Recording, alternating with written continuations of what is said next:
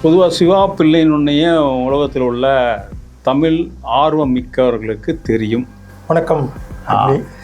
அவர் பேரை கேட்டால அர்ஜுனா அப்படின்னு கேட்டால ஒரு ஒரு ஒரு காதில் வந்து ஐயோ அவருங்களா அப்படின்னு திட்டது விழுகுது, இன்னொரு காதில் வந்து இல்லை சரியாக கொண்டு போயிட்டு இருக்காரு அப்படின்னு விழுகுது. இது என்ன, உங்கள் நண்பரா, உங்களுக்கு அறிமுகமானவரா, எப்படிப்பட்டவர்னு கொஞ்சம் எங்களுக்கு தெளிவாகப்படுத்துங்களேன். அவர் மூலம் நேரடியாக நாங்கள் சந்தித்ததில்லை, ஆனால் இணையவழியில் சந்திச்சிருக்கிறோம், இமெயில் சந்திச்சிருக்கிறோம். யாழ் இந்து கல்லூரி பழைய மாணவன். அதை விட யாழ்ப்பாணம் இந்து கல்லூரியில் சுவாமி விவேகானந்தர், அப்துல் கலாம் ஐயா வரையும் போய் வந்து காந்தி எல்லாரும் அந்த பள்ளிக்கூடத்தில் காலனி பள்ளியில் படித்ததுனால அது ஒரு பெருமை. அவரும் அங்கே படித்ததுனால அவருக்கும் சில பெருமைகள் உண்டு. ஆனால் அவருக்குரிய தமிழ் அறிவு, ஆங்கில அறிவு கொடியை தவிர. ஆமாம், பல முக்கிய தலைவர்கள் வந்து தொடர்ச்சியாக பார்லிமெண்ட்டுக்கு போயிட்டு இருந்த தலைவர்களே தோற்று போன இந்த காலகட்டத்தில் அர்ஜுனா அவர்கள் வின் பண்ணி வந்திருக்காரு. அதில் வந்து நம்ம வந்து வரவேற்கிறோம். அவர் வந்ததுக்கான இன்னைக்கு இது வந்து பார்லிமெண்ட்டில் பார்க்கும் பொழுது ஒரு போல்டாக ஒரு இது பேசிகிட்டு இருக்காரு. இன்னைக்கு ஜனாதிபதியாக இருக்கக்கூடிய அனுரா என்ன இப்போ வந்து எக்கனாமிக்கில் பயங்கரமான கிளாஸ்ல ஆச்சு. இன்னைக்கு கொஞ்சம் அமைதியாக இருக்கிற மாதிரி இருக்கு. இவர் வந்த உடனே அந்த மாதிரி நடந்ததா, அல்லது ரணில் போகும்போதே அது சரி பண்ணிட்டு போனாரா? சிங்கள மக்களுக்கு சுதந்திரமான வாழ்க்கையை கொடுக்க வேண்டும் என்று தான் இந்த அரசாங்கம் ஆரம்பித்தது. ஜேவிபி என்று இருந்தாங்க, அப்புறம் என்விபியை மாற்றினாங்க. அப்புறம் தமிழ் மக்களாலேயே விரும்பப்பட்ட ஒரு பிரைம் மினிஸ்டர் அனுராதா. அனுராதா யாழ்ப்பாணம் வந்த பொழுது மக்கள் அவரை மிகவும் அன்பாக வரவேற்றார்கள். அதை விட 2 இடங்கள் அவருடைய கட்சிக்கு கிடைத்தது. இல்லை, இப்போ 2009 வரைக்கும் கிட்டத்தட்ட 60 ஆண்டுகள் போராடிய அந்த போராட்டங்களுக்கு பெரிய அளவில் விடை கிடைக்குமா அப்படிங்கிறது ஒரு சந்தேகத்தில் இருக்குது. ஏன்னா ஐநாலையும் வந்து இன்னும் காலம் மாற மாற ஐநாவோட செயல்பாடுகளே நம்மளுக்கு ஈழத்தை பொறுத்தளவுக்கு, ஈழத்தமிழர்களை பொறுத்தளவுக்கு, இல்லை நம்ம தமிழர்களை பொறுத்தளவுக்கு அது பின்னடைவாக தான் பார்க்கப்பட்டு வருகிறது. அமெரிக்காவில் வந்து ட்ரம்ப் வந்து அங்கே வந்து மைக்ரேஷன் பிரச்சனை பெரிய அளவில் கொண்டு வந்து அதற்கு பின்னர் வந்து இன்றைக்கி வந்து டாக்ஸஸ் எல்லா நாடுகள் மேலேயும் போட்டு, ஆமாம், எல்லா பக்கம் போகிற பக்கமெல்லாம் நம்மளோட கோயில்கள் வந்து தமிழர்கள் வணங்கக்கூடிய அந்த தெய்வங்களுடைய சிலைகள் பார்க்க முடியுது, கோயில்கள் பார்க்க முடியுது. இங்கிலாந்தில் பார்க்க மொரிஷஸில் 400 வருஷம் ஆச்சு. கலிபோர்னியாவில் சிவலிங்கம் கோயில் கட்டியிருக்கிறாங்க. இந்த சரித்திரத்தை யாராவது சொன்னாங்களா? சொல்லல. என்ன மறைக்கப்பட்டதா? வரலாற்றம் வேணுமென்று மறைக்கப்பட்டிருக்கு.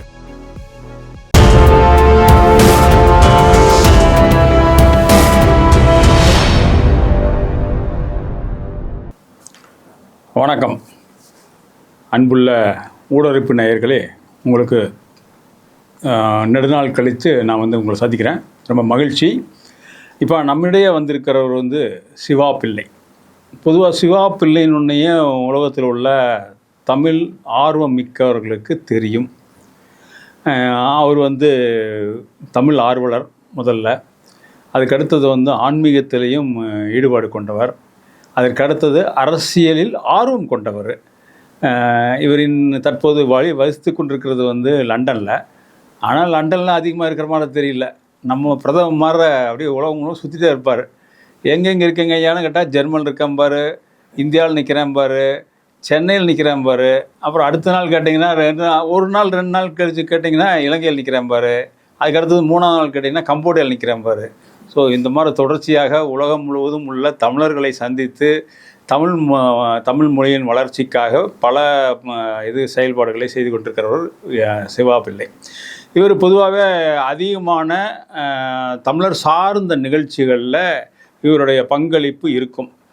நீங்கள் எங்கே இது பண்ணாலும் சரி, அது இலங்கையினாலும் சரி, அல்லது இந்தியாவிலும் சரி, அல்லது முக்கியமான அவர் வாழ்ந்து வரக்கூடிய லண்டனில் இருந்தாலும் சரி, அங்கேயும் அவர் வந்து ஏதாவது ஒரு முக்கியமான அந்த சமுதாய பணிகளில் ஈடுபட்டு கொண்டிருப்பார். தமிழ் சார்ந்த பணிகளில் இருந்து கொண்டிருப்பார். அரசியல் சார்ந்த பணிகளுக்கு நேரடியாக அவர் வந்து கலந்து கொள்வதில்லை, மறைமுகமாக ஆதரவுகளை தெரிவித்துக் கொண்டிருக்கிறார். இப்படிங்கிறது தான். ஸோ அந்த மாதிரி ஒரு இது வந்து எல்லா பல்துறையை சேர்ந்த ஒரு மாஸ்டர். அவர் உண்மையிலேயே மாஸ்டர் தான். அவர் வந்து ஒரு லெக்சராக இருந்தவர், நல்ல ஒரு பெரிய எஜுகேஷனலிஸ்ட்டு. அகாடமிஷியன், இப்படி அந்த மாதிரி இது வந்து அவர் துறை சார்ந்து இது நாள் வரைக்கும் அப்படி தான் வந்திருக்காரு. அந்த அளவுக்கு வந்துட்டு இன்றைக்கி வந்து நல்லபடியாக உலகம் முழுவதும் இருக்கிற தமிழர்களுக்கு ஒரு நல்ல நெருக்கமாக, இணக்கமாக, ஒரு பாலமாக விளங்கி கொண்டிருக்காரு. ஐயா வணக்கம். ஐயா வணக்கம். நான் உங்களை பற்றி நிறைய செய்திகள் வந்து சொல்ல வேண்டிய அவசியம் இல்லை, ஏன்னா எல்லாருக்கும் தெரியும் ஓரளவுக்கு. இப்போது நம்ம வந்து பொதுவாக சில நிகழ்ச்சிகளை பற்றி பேசுவோமே. இப்போ உங்களுக்கு அரசியலில் ஆர்வம் இருக்குது. இன்னைக்கு இருக்கிற அரசியல் என்ன? நீங்கள் ஈழத்தமிழர்னு தெரியும், ஆனால் வந்து பல பேர் வந்து நீங்கள் ஈழத்தமிழர் மாதிரியே நடந்துக்கிறது இல்லை. அவர் வந்து இந்தியாவிலேருந்து போன தமிழரோ, மலேசிய தமிழரோ அப்படின்னு நினச்சிக்குவாங்க. லண்டன் இருக்கிறவங்க லண்டன்லேயே பிறந்து வளர்ந்துருக்காரோ அப்படின்லாம் நினச்சிட்டு இருப்பாங்க. அதனால் வந்து நீங்கள் வந்து ஈழத்திலிருந்து வந்தவங்களும் எங்களுக்கு தெரியும். அந்த ஈழத்து அரசியல் சார்ந்து இப்போ கொண்டு போயணுமா கொஞ்சம் நல்லா இருக்கும்னு நினைக்கிறேன். இன்றைக்கி கரண்ட் பொசிஷனில் இருக்கக்கூடிய ஒரு இது பார்த்திங்கன்னா, ஒரு பரபரப்பாக இன்றைக்கி ஒரு மருத்துவர் அங்கே இயங்கி கொண்டிருக்கார். அவர் பேரை கேட்டால அர்ஜுனா அப்படின்னு கேட்டால ஒரு ஒரு ஒரு காதில் வந்து ஐயோ அவருங்களா அப்படின்னு திட்டது விழுகுது, இன்னொரு காதில் வந்து இல்லை சரியாக கொண்டு போயிட்டுருக்காரு அப்படின்னு விழுகுது. இது என்ன? உங்கள் நண்பரா, உங்களுக்கு அறிமுகமானவரா, எப்படிப்பட்டவர்னு கொஞ்சம் எங்களுக்கு தெளிவாகப்படுத்துங்களேன். அது அவர் மூலம் நேரடியாக நாங்கள் சந்தித்ததில்லை, ஆனால் இணையவழியில் சந்திச்சிருக்கிறோம், இமெயிலில் சந்திச்சிருக்கிறோம், ஃபேஸ்புக்கில் சந்திச்சிருக்கிறோம். யாழ் இந்து கல்லூரி பழைய மாணவன் அவர் 95 நானும் ஒரு யாழ் இந்து கல்லூரி பழைய மாணவன் 50 அவரையும். அந்த மண் வாசனை இருக்கிறது, அதை நான் அவதானிச்சேன். யாழ்ப்பாணம் இந்து கல்லூரியில் படித்தவர் என்ற மண் வாசனை அவர்கள் நான் பார்க்கக்கூடிய இருக்குது. அதனால் எனக்கு அவர் மீது ஒரு பற்று வந்தது. நான் படித்த சிலரிடம் அவர் படித்திருக்கிறாரு. யாழ்ப்பாணம் இந்து கல்லூரி என்றாலே உங்களுக்கே தெரியும், போர்க்காலங்களிலே யாழ் இந்து கல்லூரி மாணவர்கள் எத்தனையோ பேர் தங்கள் உயிரை பணம் கொடுத்தார்கள். கண்டிப்பாக யாழ்ப்பாணம் இந்து கல்லூரியில் வர்ற மாணவர்களும் இருக்கிற மாணவர்கள் தேர்ந்தெடுக்கப்பட்ட க்ரீம் பெஸ்ட் பீப்புள் தான் அங்கே இருக்கிறாங்க. ஆமாம். நீங்கள் யாழ்ப்பாணத்தில் இருக்கக்கூடிய ஆட்கள், அதாவது அங்கே இருக்கக்கூடிய யாழ்ப்பாணத்திற்காரன்னு சொன்னாலே ஒரு வெல் நாலேஜபிள் பர்சன் அப்படிங்கிறது தான் உலகம் முழுவதும் இருக்கக்கூடிய தமிழர்களுக்கு தெரிந்த செய்தி. அதை விட யாழ்ப்பாணம் இந்து கல்லூரியில் சுவாமி விவேகானந்தர், அப்துல் கலாம் ஐயா வரையும் போய் வந்து காந்தி எல்லாரும் அந்த பள்ளிக்கூடத்தில் காலினித்த பள்ளியில் படித்ததுனால அது ஒரு பெருமை. அவரும் அங்கே படித்ததுனால அவருக்கும் சில பெருமைகள் உண்டு. ஆனால் அவருக்குரிய தமிழ் அறிவு, ஆங்கில அறிவு, சிங்கள மொழி இல்லை. இப்போ இந்த 3 அறிவும் அவருக்கு நல்லா இருக்குங்க, வெல் நாலேஜபிளாக இருக்கிறீங்க. நீங்கள் அவருக்கு இதுக்கு முன்னாடி நான் அவரை பற்றி, அவருடைய தகப்பனாரை பற்றி ஒரு சில செய்திகள் வெளியே வந்துட்டு இருக்கு. அது எந்த அளவுக்கு உண்மை, அது என்னங்கிறது எனக்கு கொஞ்சம் முழு சத்திரமும் அவர் தகப்பனாரை பற்றி தெரியாது. ஓகே. ஆனால் போர்க்காலத்தில் அவர் அங்கே நமது விடுதலை புலிகளுடன் இணைந்திருந்தார் தெரியும்.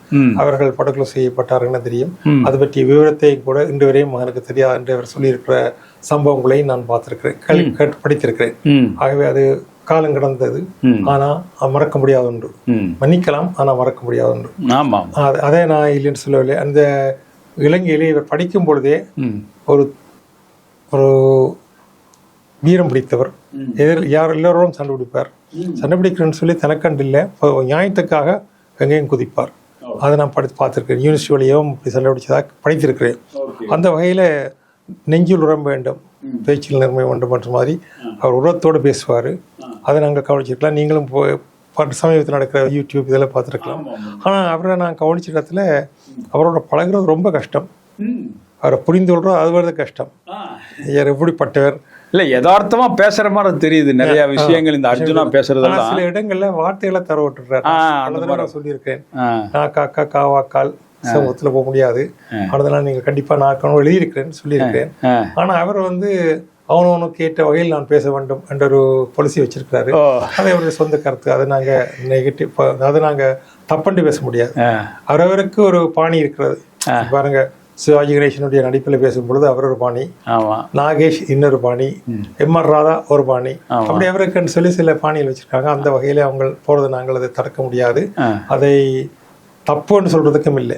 ஆனா நாங்க நடுநிலைமையா இருக்கு. நாங்க 2 பக்க கதையிலும் கேட்டாலும், ஆனா சில இடத்துல பொய்மை எப்படி புனையப்பட்டிருக்கிறது என்பதை நாங்க சுலபமா கண்டுபிடிக்கலாம். அது ஈஸியா கண்டுபிடிக்கலாம், அதுல கஷ்டமே இருக்காது. ஒரு சிலர் வந்து அவரை இருந்து அவரை வெளியேற்ற வேண்டும் என்ற ஒரு தூபம் போட்டாக்கள் இருக்கணும். அதே தூபம் போட்டவர்கள் இன்றைக்கு அவர் இருக்கிறது நல்ல விஷயம், அவர் அன்றைக்கு சொன்னது இன்றைக்கு சரியாக இருக்கிறது என்று சொன்னார். நாக்கு ஒரே நாக்கிலிருந்து வந்த வார்த்தைகள் அன்று வரை தூட்டினவர்கள் இன்று வரை போற்றுறார்கள். நெஞ்சில் பயம் இல்லாமல் மேடையில் பார்லிமெண்ட்ல எவ்வளவு காலாச்சு, 70 வருஷமா போகுது. 70 தமிழர்கள் எத்தனையோ எம்பிக்கள் வந்து போய் கொண்டார்கள். பார்லிமெண்ட்டுக்குள்ள என்ன நடக்குதுன்னு சொல்லி எந்த தமிழ் சமூகத்தில் இருக்கிற மக்களுக்கும் தெரியாது. அச்சமா போனதுக்கு அப்புறம் தான் பார்லிமெண்ட்டுக்குள்ள எப்படி சட்டங்கள் உருவாக்கப்படுகிறது, எப்படி நிர்வகிக்கப்படுகிறது, பாயிண்ட் ஆஃப் ஆர்டர் என்ற விஷயம் இந்த தமிழ் எம்பிக்கள் அங்கத்தினர்கள் யாரும் எடுத்தது இருக்காது. குறுக்கு கேள்விகள் கேட்கறதுக்கு அது தப்பா இருக்கலாம், சரியா இருக்கலாம். ஆனா அவர் பேசும் பொழுது குறுக்கிட்டு அதை எதிர்த்து பேசும்பொழுது சும்மா மேல்வாட்டமா போய் பேசாமல் சட்டத்தினுடைய நுணுக்கங்களை எடுத்து காட்டி எத்தனையாவது பிரிவில் எத்தனாவது செக்ஷனில் இப்படி சொல்லப்பட்டிருக்கிறது, நீங்கள் செய்தது பிழை, நீங்கள் கூறுவது தப்பு என்று அடித்து கூறுற மனத்தைரியம் அந்த தமிழர் தான் நான் பார்த்திருக்கிறேன்.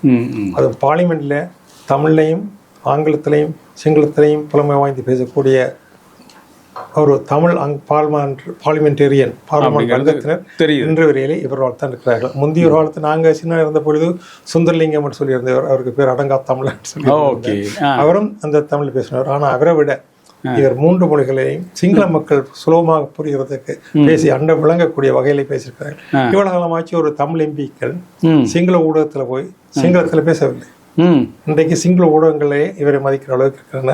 ஆனா நீங்க ஊடகத்துறையில் இருக்கிற உங்களுக்கு தெரியும், ஒரு பொருளை பற்றி பேசும் பொழுது நெகட்டிவ் பாசிட்டிவ் எந்த பக்கத்துல நீங்க பாக்குறீங்க. சாதகமாக பேசுறவர்களும் உண்டு, பாதகமாக பேசுறோம். ஒரு சாதகமாக பேசுறதில் பேச்சுக்கள் இருந்தே ஒரு தங்களுக்கு ஏற்ற கருத்துக்களை வெட்டி ஒட்டலாம். இன்றைக்கு தொழில்நுட்ப மூலத்துக்கு முன்னேறிவிட்டது. ஆகவே சில ஸ்லிப் ஆஃப் த டங்குன்னு சொல்லுவாங்க. அவர் சொல்லியிருந்தாலும் அவர் சொன்னதாக செய்வாங்க. அவ்வளவுக்கு தொழில்நுட்பம் பயந்திருக்கிறது. தூட்டுவார்கள், போட்டுவார்கள். ஆனா எனக்கு என்ன பெரிய கவலை இருந்த சில ஊடகங்கள் அவருடைய தனிப்பட்ட வாழ்க்கை எடுத்து காட்டுறாங்க. அது ஒருவருடைய தனிப்பட்ட வாழ்க்கை, அது நாங்கள் தலையிட தேவையில்லை இல்லையா. ஒவ்வொருத்தருக்கும் ஒரு வாழ்க்கை இருக்குது. அது நெல்சன் மெண்டலோட சொல்லியிருந்தாரு பிபிசியில் அந்த இன்டர்வியூல. முதல் வந்து உட்கார்ந்த உடனே சரி உங்களோட வாழ்க்கையை பற்றி பேசுவோம்னு கேட்டார். அதுக்கு நெல்சன் மெண்டலா சொன்னாரு, நீ வாழ்க்கையை பற்றி பேச வந்தியா அரசியல் பற்றி பேச வந்தியா? வாழ்க்கை வேறு, அரசியல் வேறு. ஆகவே நீ அரசியலை பற்றி கேள்வி நெல்சன் மண்டேலா அப்படி சொல்லிட்டார். அரசியலை பற்றி கேள்வி, நான் அதுக்கு பதில் சொல்றேன். ஆனா அப்படி பார்த்தா எல்லாரோட உலகம் முழுவதற்கும் மிகப்பெரிய தலைவர்கள், அரசியல் தலைவர்கள் நீங்க பார்த்தீங்கன்னா அவர்களுடைய தனிப்பட்ட வாழ்க்கையும் வந்து எடுத்துக்கொள்றாங்க. இப்போ வந்து நம்ம வந்து அதிகமாக முன்னேறிய நாடு என்று சொல்லக்கூடிய அமெரிக்காலே வந்து நம்ம ரீகன் இருந்தார், உங்களுக்கு தெரியும். அவர் வந்து மோனிகா அப்படிங்கிற ஒரு லேடியோட இருந்தாருன்னு சொல்லி அது வந்து கோர்ட் வரைக்கும் போய் அது வந்து நிரூபிக்கப்பட்டது. ஸோ அதனால அதுக்கு தண்டனை ஆச்சு. அது வந்து தனிப்பட்ட வாழ்க்கையினால நம்ம வந்து பப்ளிக்கில் வரும்போது அவங்க வந்து கொஞ்சம் பார்ப்பறாங்க இல்லையா? கண்டிப்பாக. ஆனால் தனிப்பட்ட வாழ்க்கையில் வந்த பொழுது சமூகத்துக்கு அந்த அவர் தனிப்பட்ட வாழ்க்கையில் அவர் செய்த காரியங்கள் சமூகத்தை பாதிக்க இருந்தால் கண்டிப்பாக பப்ளிக்கு வருத்த வேண்டும், வெளிப்படைக்கு வருத்த வேண்டும். அது பாதிக்காமல் இருக்கும் பொழுது சமூகத்தால் அவர் அப்படி வாழ்ந்தாலே சமூகத்துக்கு பாதிக்காமல் இருக்கும் பொழுது அதை பற்றி பேசி அதையே திரும்ப பேசி மக்களுடைய மூளையை செலவு செய்கிறது அழகில் என்பது என்னுடைய கருத்து. காரணம் அதுதான் நான் ஒருவர் செய்கிற நல்ல விஷயங்கள் எடுத்துன்னு சொல்லணும். அதே இடத்துல நீங்கள் அறிந்த அவர் கூடாத விஷயங்கள் செய்கிறாருன்னு சொன்னால் அதையும் சுட்டி காட்ட வேண்டியது உங்களை கடமை. அது நல்லது எது கூடாது அந்த பாசிட்டிவ் நெகட்டிவ் ரெண்டையும் போட்டு பார்க்க வேண்டியது மக்களுடைய கடமை. அதான் மக்களுடைய கடமை அதுக்கு. ஆனால் தனிப்பட்ட வாழ்க்கையிலையும் சில தவறுகள் நடந்தால் அதையும் திருத்தி கொள்ள வேணும் அப்படிங்கிறதுல வந்து சரியாக இருக்கணும் அப்படிங்கிறது தானே. அதான் உலகத்துக்கு உபதேசம் உனக்கு உபதேசம் இல்லை என்று சொல்ல முடியாது. ஆமாம், நீ வாழ்ந்து காட்டு, அதுக்கப்புறம் மற்றவனுக்கு வாழ்க்கையை பற்றி சொல்லு. அந்த துறையில் இப்போ இந்த இத்தனை ஞானிகளை பார்த்துருக்கிறீங்க, சன்னியாசிகளை பார்த்துருக்குறீங்க. வாழ்க்கையில் தவறு விட்டோடனே அவருடைய சாம்ராஜ்யமே அழிஞ்சு போகக்கூடியது சூழ்நிலை இருக்கிறது. ஆகவே உள்ளத்திலிருந்து தெளிவாக இருக்க வேண்டும், சுத்தமாக இருக்க வேண்டும். அந்த வகையில் அர்ஜுன் அவர்கள் மனத்தெளிவாக பேசுவதை நான் கவனித்திருக்கிறேன். உள்ளொன்று வைத்த புறமொன்று பேசுவர் உறவுமை வேண்டும் என்ற வகையில் அவர் பேசுவது எனக்கு ரொம்ப கவனிக்கக்கூடியதாக இருக்கிறது. மற்றது அவர் உணர்ச்சி வசப்பட்டு சில இடங்கள்ல வார்த்தையில தவறு விட்டுறாரு. அதான் வார்த்தைகள் நிறைய விட்டுறாரு. ரொம்ப நான் எத்தனை சொல்லியிருக்கேன், ஐயா வார்த்தையில கொட்டுனா பொறுக்க முடியாது, அந்த கொட்டுனதையே தூக்கி வச்சு சமூகம் பேசக்கூடியது. அதுல இருந்தே உங்களுடைய பாசிட்டிவான செயல்கள் எல்லாத்தையும் நெகட்டிவாக மாற்றக்கூடிய ஆற்றல் இன்றைக்கு ஊடகங்களுக்கு இருக்கிறது. அதனால ரொம்ப கவனம் இருக்க வேண்டும். ஆனால் ஏதோ நீங்கள் செய்கிறீங்க, உங்களுக்கு அறிவுரை சொல்கிறதுக்கு நாங்கள் வர முடியாத காரணம் நாங்கள் இந்த பக்கத்தில் இருக்கோம். உங்களுக்கு எது செய்யணும்னு சொல்லி ஒரு முடிவு இருக்குது. நீங்கள் படித்தவங்க, டாக்டரேட் பண்ணீங்க, மெடிக்கல் சூப்பரண்ட் இருந்திருக்கிறீங்க, அந்த துறையில் இருந்து கொண்டு உங்களுக்கு தெரிந்த வகையில் அட்வைஸ் கொடுத்துருக்கீங்க. அதை பொறுத்த மட்டும் இது நான் நேர பேசல, அதான் தொலைபேசி வழியாக சொல்லியிருப்பீங்க. அப்போ நான் அவருக்கு சொல்லியிருந்தேன், திருக்குறளில் பல உபமானங்களை அவருக்கு எழுது காட்டினார், நான் எடுத்து காட்டினேன், வள்ளுவன் காட்டிய வழிகளை எடுத்து காட்டினேன் அவருக்கு. அப்போ நான் சொன்னேன், ஐயா இதை கொஞ்சம் கவனமா இருங்க, ஏன்னா இந்த இடத்துல எங்க ஸ்லிப் பண்றீங்களோ அந்த இடத்துல தான் தூக்கி பிடிப்பாங்க. கண்டிப்பா நீங்க செய்த எல்லா நன்மைகளையும் இல்ல. ஆனா நீங்க பாத்தீங்கன்னா 2009 காலகட்டங்கள்ல இவருக்கு வயது ஒரு 30-37 ரொம்ப கம்மி வயசு, 20 பையன் இப்பதானே 36-38 வயசு. 38 வயசு. அப்ப நீங்க அந்த 2009 காலகட்டம் பார்த்தா 25 வருஷத்துக்கு முன்னாடினா ஒரு 10-15 வயசு அந்த மாதிரி ரொம்ப யங்ஸ்டர்ஸ் இருந்து கஷ்டப்பட்டு படித்து ஒழித்து அடிவண்டி அங்க மாமியாருக்கு தப்பி உனக்கு வந்தோம். ஆனா அவர் படிக்கும் பொழுது எனக்கு படித்ததில் என்று சொல்றேன், அவர் படிக்கும் பொழுது மிகவும் நேர்மையானவர், துணிந்து இந்த காரியத்தையும் செய்யக்கூடியவர், சொல்லக்கூடியவர். அதே policy அதே பாணியத்தான் இன்றைக்கும் பார்லிமெண்ட்ல செய்கிறார். ஆனா இவ்வளவு காலமாச்சு பார்லிமெண்ட்ல அப்படி யாரும் கலைச்சது இல்லாத மாதிரி தெரியுது. ஆனா இவ்வளவு காலம் எங்க போனார் அவர்? திடீர்னு ஏன் அரசியல் நுழைகிறாரு? இத்தனை காலம் அவர் ஒரு மருத்துவரா இருந்தாரு, மருத்துவ பணி செஞ்சுட்டு போக வேண்டியது. அரசியலுக்குள்ள வர வேண்டும் என்ற ஆர்வம் இருந்ததாக நான் அறியவில்லை. அவர்கள் அரசியலுக்குள்ள இழுக்கப்பட்டார். எப்படி? இவர் வைத்திய எம்எஸ் சூப்பரண்ட் இருந்திருக்கார் சாவிச்சியில. அங்கே அந்த ஊழல்களை விசாரித்த பொழுது மக்களுக்கு அந்த ஊழல்களை எடுத்து காட்டினார்கள். அதிலிருந்து மக்களாகவே இவர் அரசியலுக்குள்ள ஈடுபட செய்து இன்று மக்கள் பிரதிநிதியாக பார்லிமெண்ட்ல இருந்து ஊழல்களுக்கு கொடியேற்றுகிறார். ஆமா, பல முக்கிய தலைவர்கள் தொடர்ச்சியாக பார்லிமெண்ட்டுக்கு போயிட்டு இருந்த தலைவர்களே தோற்று போன இந்த காலகட்டத்தில் அர்ஜுனா அவர்கள் வின் பண்ணி வந்திருக்காரு. அதில் நம்ம வரவேற்கிறோம். அவர் வந்ததுக்கான இன்னைக்கு இது பார்லிமெண்ட்ல பார்க்கும்பொழுது ஒரு போல்டாக ஒரு இது பேசிகிட்டு இருக்காரு, திறந்த மனத்தோடு பேசுகிறாரு, ஓப்பனாக பேசுகிறாரு, எந்த இதுவும் மறைக்கிற மாதிரி தெரியல. சில ஆதென்டிகேட்டட் இன்ஃபர்மேஷன்ஸ் எல்லாம், டாக்குமெண்ட்ஸ் எல்லாம் காமிச்சு, ஆவணங்களையும் காமிச்சு தான் பேசுகிறாரு. அதெல்லாம் பரவாயில்ல. ஆனால் நீங்கள் எந்த அளவுக்கு இந்த நம்மளுடைய தமிழர்களுக்கான அந்த முழு சுதந்திரம் பற்றி எந்த அளவுக்கு அவர் நினைக்கிறார் அப்படிங்கிறது ஒரு ஐயமாக இருக்குது. ஏன்னா இப்போ கூட சென்ற மாதம் ஜெனீவா போயிட்டு வந்தார் நினைக்கிறேன். அவர் ஜெனீவா போயிட்டு அப்படியே ஜெர்மன் கூட ஏதோ போயிட்டு வந்ததா கேள்விப்பட்டேன். ஆமாம், அங்கே ஜெனீவாலையும் கூட ஜெனீவா அந்த மனித உரிமை ஐநா மனித உரிமை சபை அங்கே போயிட்டு கூட அங்கேயும் கூட சரியா பேசுன மாதிரி தெரியலையே. ஒரே ஒரு முறை பேசிட்டு அப்புறம் அங்கேயும் ஏதோ சின்ன பிரச்சனை ஆகி அது வெளியே வந்த மாதிரி தான் எங்களுக்கு தெரியுது. அதான் அதேமே ஊடகங்கள் ஒரு பக்கத்து கதையை தான் சொல்லியிருக்காங்க, மற்ற கதை பற்றி சொல்லவில்லை. அவரும் இன்னும் வெளிவிடவில்லை, தான் என்ன பேசினேன் என்றதை பற்றி வெளியிடவில்லை. தான் வெளியில விடுறதாக சொல்லியிருந்தார். அவ்வளவுதான் நான் படிச்சது, கடைசியா படிச்சது. ஆகவே சந்தர்ப்ப சூழலை வச்சுக்கொண்டு நாங்கள் அதையே பேச முடியாது. ஆனா நடக்காத ஒன்று நடந்து கொண்டிருக்கிறது. அது அர்ஜுனா அவர்கள் இன்றைக்கு பார்லிமெண்ட்டில் ஊழலை ஒழிக்க வேண்டும் என்ற கொடியேற்றி தான் நிற்கிறார். மற்றது எங்க கையில் இல்லை. அதாவது ஜெர்மனில் சாரிங்க, அங்கே எங்கே ஜெனீவாவில் போய் பேசுறதுக்கு சிலதெல்லாம் உறுதுணை புரிந்தது எனக்கு தெரிந்தவர்கள் தான். அங்கே எனக்கு நல்ல அறிமுகமானவங்க தான். அவங்க அர்ச்சனா வர்றதுக்கான இதெல்லாம் பண்ணாங்க, அவங்க இது பண்ணாங்க. கடைசியில் அவங்களே ஒரு குற்றச்சாட்டு பண்ணுற மாதிரி அர்ஜுனா மேலே குற்றச்சாட்டு வைக்கிறாங்க. அவர் வந்தார், இது பண்ணார், அப்படி பண்ணார், இப்படி பண்ணாருன்னு சொல்கிற அளவுக்கு தான் இவர் நடந்துக்கிட்டார் அப்படிங்கிறதான் ஒரு இதாக இருக்குது. அதனால என்ன நடந்தது அப்படிங்கிறது இனி அவர் தான் வெளியே சொல்லணும். அனைவரும் இந்த இது நம்மளோட செவியை கேட்கும் பட்சத்தில் அவர் சொல்கிறதுக்கு தயக்கம் இல்லாமல் இருந்ததுன்னா தாராளமாக சொல்லணும். நாங்களும் மொழிபரப்புக்கு ரெடியாக இருக்கிறோம். ஏன்னா இது ஒரு ஒரு தொங்கிக் கொண்டிருக்குது. ஒரு முடிவு இல்லாமல் என்ன செஞ்சார், ஏன் அப்படி நடந்தது, ஆப்போசிட்டில் சொல்கிறது கரெக்டா அப்படிங்கிறது ஐயத்தை உருவாக்குது. ஸோ அந்த ஐயத்தை போக்கணும் அப்படின்னா இவர் ஓப்பனாக பேசணும். ஏன்னா அங்கே முடிச்சுட்டு அது இன்னொரு இடத்துல சுவிஸ்லி எங்கேயோ ஒரு பக்கம் ஒரு ஹோட்டல்ல எங்கேயோ போய் பேசும் பொழுது அங்கே போய் அவர் திடீர்னு இடத்துல டேபிள்லேயே லைவ் போடுறாரு. எல்லாமே அங்கே எல்லாம் பார் போல இருக்கு, சுற்றியும் தெரியுது. எல்லாமே இப்படியே படன்னு எல்லாம் பண்ணிட்டு இருந்தாருன்னா அவருடைய சுற்றல் சூழலை புரிஞ்சுக்கிறது ரொம்ப கஷ்டம். இல்லையா?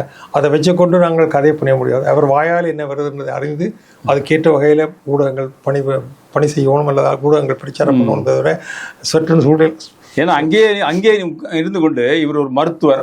ஆனால் பார்த்தீங்கன்னா அந்த லைவ்ல போடும்போது நான் இருக்கிறேன், தனியாக தான் இருக்கிறேன், வாங்கடா அப்படின்னு ஒரு ரவுடி பேசுற மாதிரி பேசினா ஒரு மாதிரி இருக்கு அப்படிங்கிற மாதிரி ஃபீல் ஆகுது. அந்த ஃபீலிங்கை நான் சொல்லியிருந்தேன் இவருக்கு. உங்களுக்கு சில ப்ரொஃபஷனல் ஸ்டேட்டஸ் இருக்குது. ஆமா, கண்டிப்பா. உடை இருக்குது, வார்த்தை இருக்குது, அதெல்லாம் தாண்டி எம்பின்னு ஒரு ஸ்டேட்டஸ் இருக்குல்ல. அது மக்களுக்கு அப்படின்னு பிஹேவ்ன்றதால அந்த உங்களை தெரிந்து விட்ட மக்களுக்கு கண்டிப்பா இழுக்குதானே. ஸோ இதெல்லாம் தான் ஒரு ஏதாவது காலம்தான் பல சொல்லும். அதான் ஏதாவது இது பண்ணோம்னா அவர் யங் ஏஜ்னு சொல்கிறீங்க, ஒரு 37 வயது 40 வயது இல்லைல்ல, அது இந்த வயதுலையெல்லாம் ஓரளவுக்கு மெச்சூரிட்டி வந்திருக்கணும். இந்த மெச்சூரிட்டி வச்சு ஓரளவுக்கு அவர் நல்லா பேசணும், நம்ம தமிழ் மக்களுக்காக நல்லா வரணுங்கிறத எங்களுடைய விருப்பம். சரி, அவரை பற்றியே பேசி கொண்டிருக்கோம். நீங்கள் இன்னைக்கு வந்த அனுரா இவங்களை பற்றி சொல்லுங்களேன். இன்னைக்கு ஜனாதிபதியாக இருக்கக்கூடிய அனுரா என்ன இப்போ எக்கனாமிக்கில் பயங்கரமான கிளாஷ்ல ஆச்சு. இன்னைக்கு கொஞ்சம் அமைதியாக இருக்கிற மாதிரி இருக்கு. இவர் வந்த உடனே அந்த மாதிரி நடந்ததா, அல்லது ரணில் போகும்போதே அது சரி பண்ணிட்டு போனாரா, இல்லை என்ன மாதிரி நடந்துட்டு இருக்குது? அவர் இன்னைக்கு பார்த்தீங்கன்னா அங்கே இருக்கிற பிரைம் மினிஸ்டர் போன 15 நாளுக்கு முன்னாடி சைனா போய் சைனாவோட பிரீமியரை பார்த்துட்டு அதே ஃப்ளைட்டில் அடுத்த ஃப்ளைட்டை பிடிச்சி இந்தியாவிலையும் பிரைம் மினிஸ்டரை பார்த்து பேசிட்டு, அப்படி அடுத்தது பிரசிடெண்ட்டையும் பார்த்து பேசிட்டு மறுபடியும் அங்கே போய் பார்லிமெண்ட்லேயும் பேசிகிட்டு இருக்காங்க அந்த லேடி. அதுபோல் ஜேவிபின்னு இருந்தது இன்னைக்கு பெயரை மாற்றிக்கொண்டு இருக்கக்கூடிய அந்த இவங்களும் ஒரு பாகிஸ்தான் சைனாவோட ரொம்ப நெருக்கமாக அவர்களுடைய ஆரம்பகால கொள்கைகள்லாம் அவங்களாம் இதானே, எனக்கு கம்யூனிஸ்ட் கட்சி தானே. அரசியல் அவ்வளவு தெரியாது. சமீபத்தில் ஓரளவுக்கு நீங்க உங்களுக்கு அறிந்த வகையில சொல்லுங்க, உங்களுக்கு ஆர்வம் இருக்குல்ல. வகையில சிங்கள மக்களுக்கு சுதந்திரமான வாழ்க்கையை கொடுக்க வேண்டும் தான் இந்த அரசாங்கம் ஆரம்பிச்சது. ஜேவிபி இருந்தாங்க, அப்புறம் என்பிபியை மாற்றினாங்க. அப்புறம் தமிழ் மக்களாலேயே விரும்பப்பட்ட ஒரு பிரைம் மினிஸ்டர் அனுராதா. யாழ்ப்பாணம் வந்த பொழுது மக்கள் அவரை மிகவும் அன்பாக வரவேற்றார்கள். அதை விட 2 இடங்கள் அவருடைய கட்சிக்கு கிடைத்தது. அது அன்றாட கட்சி எப்படிப்பட்டது என்றது காலப்போக்கில் தான் தெரியுமே தவிர திடீரென்று நாங்கள் நடக்கிற சில சந்தர்ப்பங்களை வச்சு கொண்டு முடிவுகள் எடுக்கிறது அரசியல் இதில் வள இல்லை. ஆனால் அரசியல் பிரச்சாரத்துக்காக பலர் அந்த சந்தர்ப்ப சூழ்நிலை வச்சு புனை கட்டி அவர் உண்மையில் அப்படி இல்லை, இப்படித்தான் இருக்கிறார் என்று சொல்பவர்களும் உண்டு. ஆகவே எனக்கு அந்த அரசியல் பக்கத்தின் அறிவு அவ்வளவு எனக்கு இல்லை இந்த ஜேவிபி என்ற சரித்திரங்கள் பற்றி. ஆனால் நாட்டுக்கு நல்லது நடக்கும், ஆனால் ஊழல் அளிப்போம். இப்போ ஊழல் எடுத்து பார்க்கும்போது மிக்க பயங்கரமான ஊழல் இன்றைக்கு கோடிக்கணக்கில் ஊழல் நடந்திருக்கிறது. அதெல்லாம் மக்களுக்கு வெளியில் எடுக்க பண்ணி அவர்களை சிறைச்சாலையில் போட்டு விசாரிக்கிற அந்த பண்பாடு என்பிபி அரசாங்கம் இருக்கிறதால அதை நாங்கள் வரவேற்க வேண்டும். அவர்களுக்கு தேவையான உதவிகளை நாங்கள் செய்ய. அதுவும் ஒரு நாடகம் தான் சொல்றாங்க. இப்போ ரணிலோட அரெஸ்டே கொஞ்ச நாளைக்கு முன்னாடி நடந்த அரெஸ்ட் இது ஒரு அரசியல் நாடகம் தானே அப்படிங்கிறாங்க. வாழ்க்கையே ஒரு நாடகம் தானே. அதனுடைய சில சந்தர்ப்ப சூழ்நிலை அப்படியான கருத்துக்களை உருவாக்க வேண்டும் என்றால் அவருடைய அப்படியான சூழ்நிலை அரசியலை கொண்டு போகலாம். இல்லைன்னா அதற்கு எதிராக வந்துடும் இல்லையா. ரணிலுக்கண்டே ஒரு அணி இருக்குது, மஹிந்த ராஜபக்ஷ ஒரு அணி இருக்கு, கோத்தபய ராஜபக்ஷ ஒரு அணி இருக்கு. ஒவ்வொருத்தருக்கும் ஒவ்வொரு அணி இருக்குது தானே. அந்த மெஜாரிட்டியை ஷீட் பண்ணக்கூடாது இல்லையா. அப்போ அவங்கள தாக்காம அவருக்கு பின்புலமாகவே யாருன்னா மஹிந்த ராஜபக்ஷ இருக்கார் அப்படிங்கிற ஒரு செய்தி இருக்கு. கோத்தபயா ஒரே சாம்பார் தானே ஐயா. காமராஜ் எல்லாம் ஒரே ஊர்ண மட்டையில் தானே.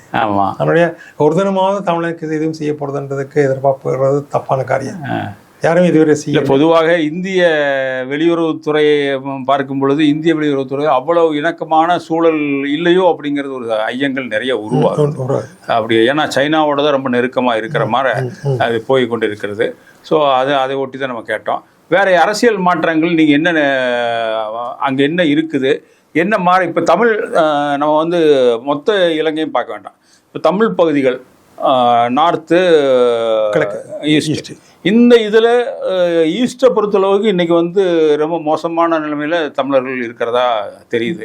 ஏன்னா போன மகேந்திரா அதுக்கு அடுத்தது கோத்தபயா இவங்க வந்தப்போ பார்த்தீங்கன்னா நீங்கள் அதுக்கு பின்னாடியே தமிழர்கள் அங்கே ஒரு அந்த மாகாண முதலமைச்சராக வரல.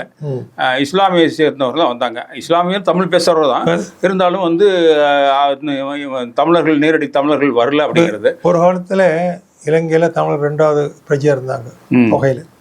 இன்றைக்கு 3வது நிலைமைக்கு தள்ளப்படுறாங்க. முஸ்லீம் சமூகம் வந்து 2வது இடத்தை எடுக்கிறதுக்கு தொகை ஜனத்தொகை எடுத்துக்க பெரும்பாலான தமிழர்கள் அங்க இருந்தவங்க எல்லாமே வெளிநாடு போயிட்டாங்க. அங்கேயும் குழந்தைகள் உற்பத்தியும் குறைவு, குழந்தை பிறரும் குறைவு ஆனதுனால தமிழர் என்ற 3வது நிலைமைக்கு தள்ளப்படுகிறாரு. அவர் 2வது மெஜாரிட்டி இல்லை. அது உண்டு.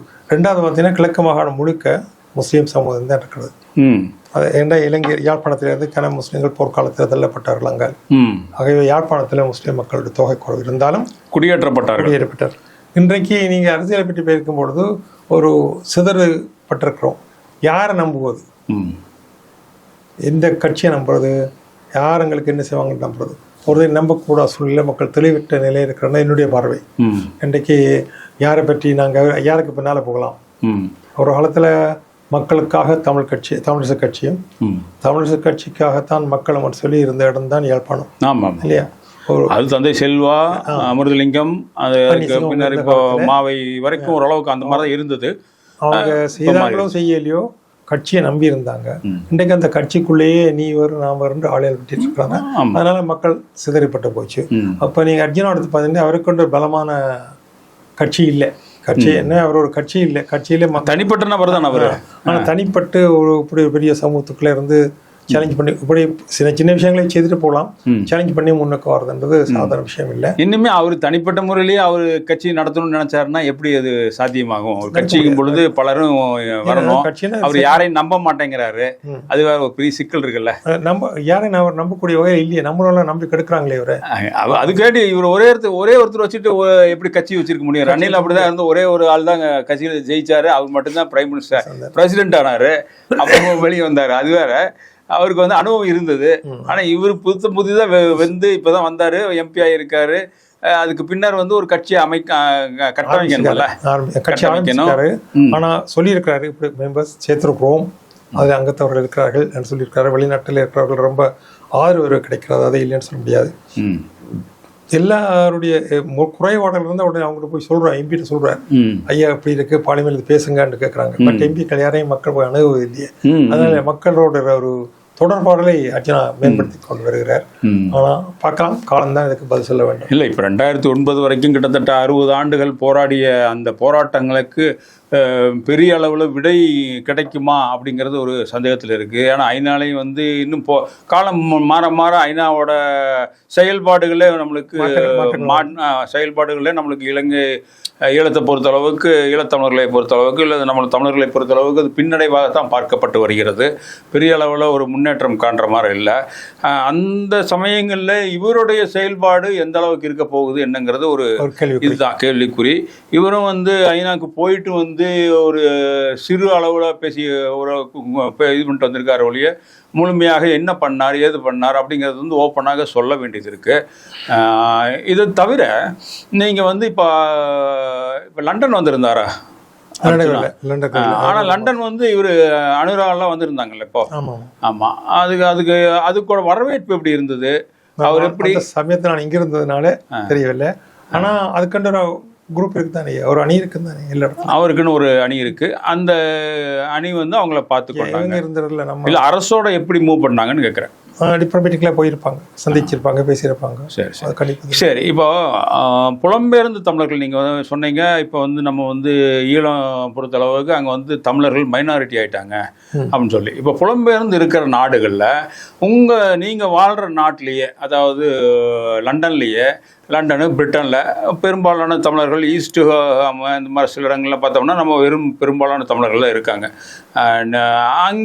அங்கே இருக்கக்கூடிய தமிழர்களின் மனநிலை எப்படி இருக்குது? ஏன்னா வந்து இப்போ 1 லட்சம் பிரிட்டிஷ் பிரஜைகளே வந்து ரோட்டில் நின்று இவங்களை வந்து எல்லாம் வெளியேற்றுங்க அப்படிங்கிற ஒரு இது வந்ததே அது இருக்கு. நீங்கள் 60 பார்த்து முந்தைய 60ஆம் ஆண்டுகளில் 1960ஆம் ஆண்டில் ஸ்கின் ஹெட்னு சொல்லி இருந்தாங்க. சிவனி இருந்தாங்க. அவங்க எல்லாரும் வெளியில் போக்காட்டம் இருந்தாங்க. எனக் போல் காலத்தில் எனக் போல் என்ற ஒரு எம்பி இருந்தவர். அவர் கன்சர்வேட்டிவாக இருந்தவர். அவரும் ஒரு காலத்தில் அவர் தான் உள்ள கூட்டிகிட்டு வந்தவர். கப்பலில் ஜமைக்கா இருந்து கப்பலில் இருந்து கூட்டிகிட்டு வந்தவர். அவரும் இவங்க எல்லாரும் வெளியேற்ற வேணும்னு சொல்லி ஒரு துவேஷத்தை உண்டாக்குனாரு. அதை அடக்கிட்டாங்க. அப்புறம் மார்டின் சொல்லி வந்திருந்தான், நேஷனல் ஃப்ரண்ட் சொல்லி. அவங்களுக்கு இந்த கட்சியில் எடுத்து பார்த்தீங்கன்னா காலம் இப்படி கட்சியில் வந்து கொண்டே போயிருக்கும்.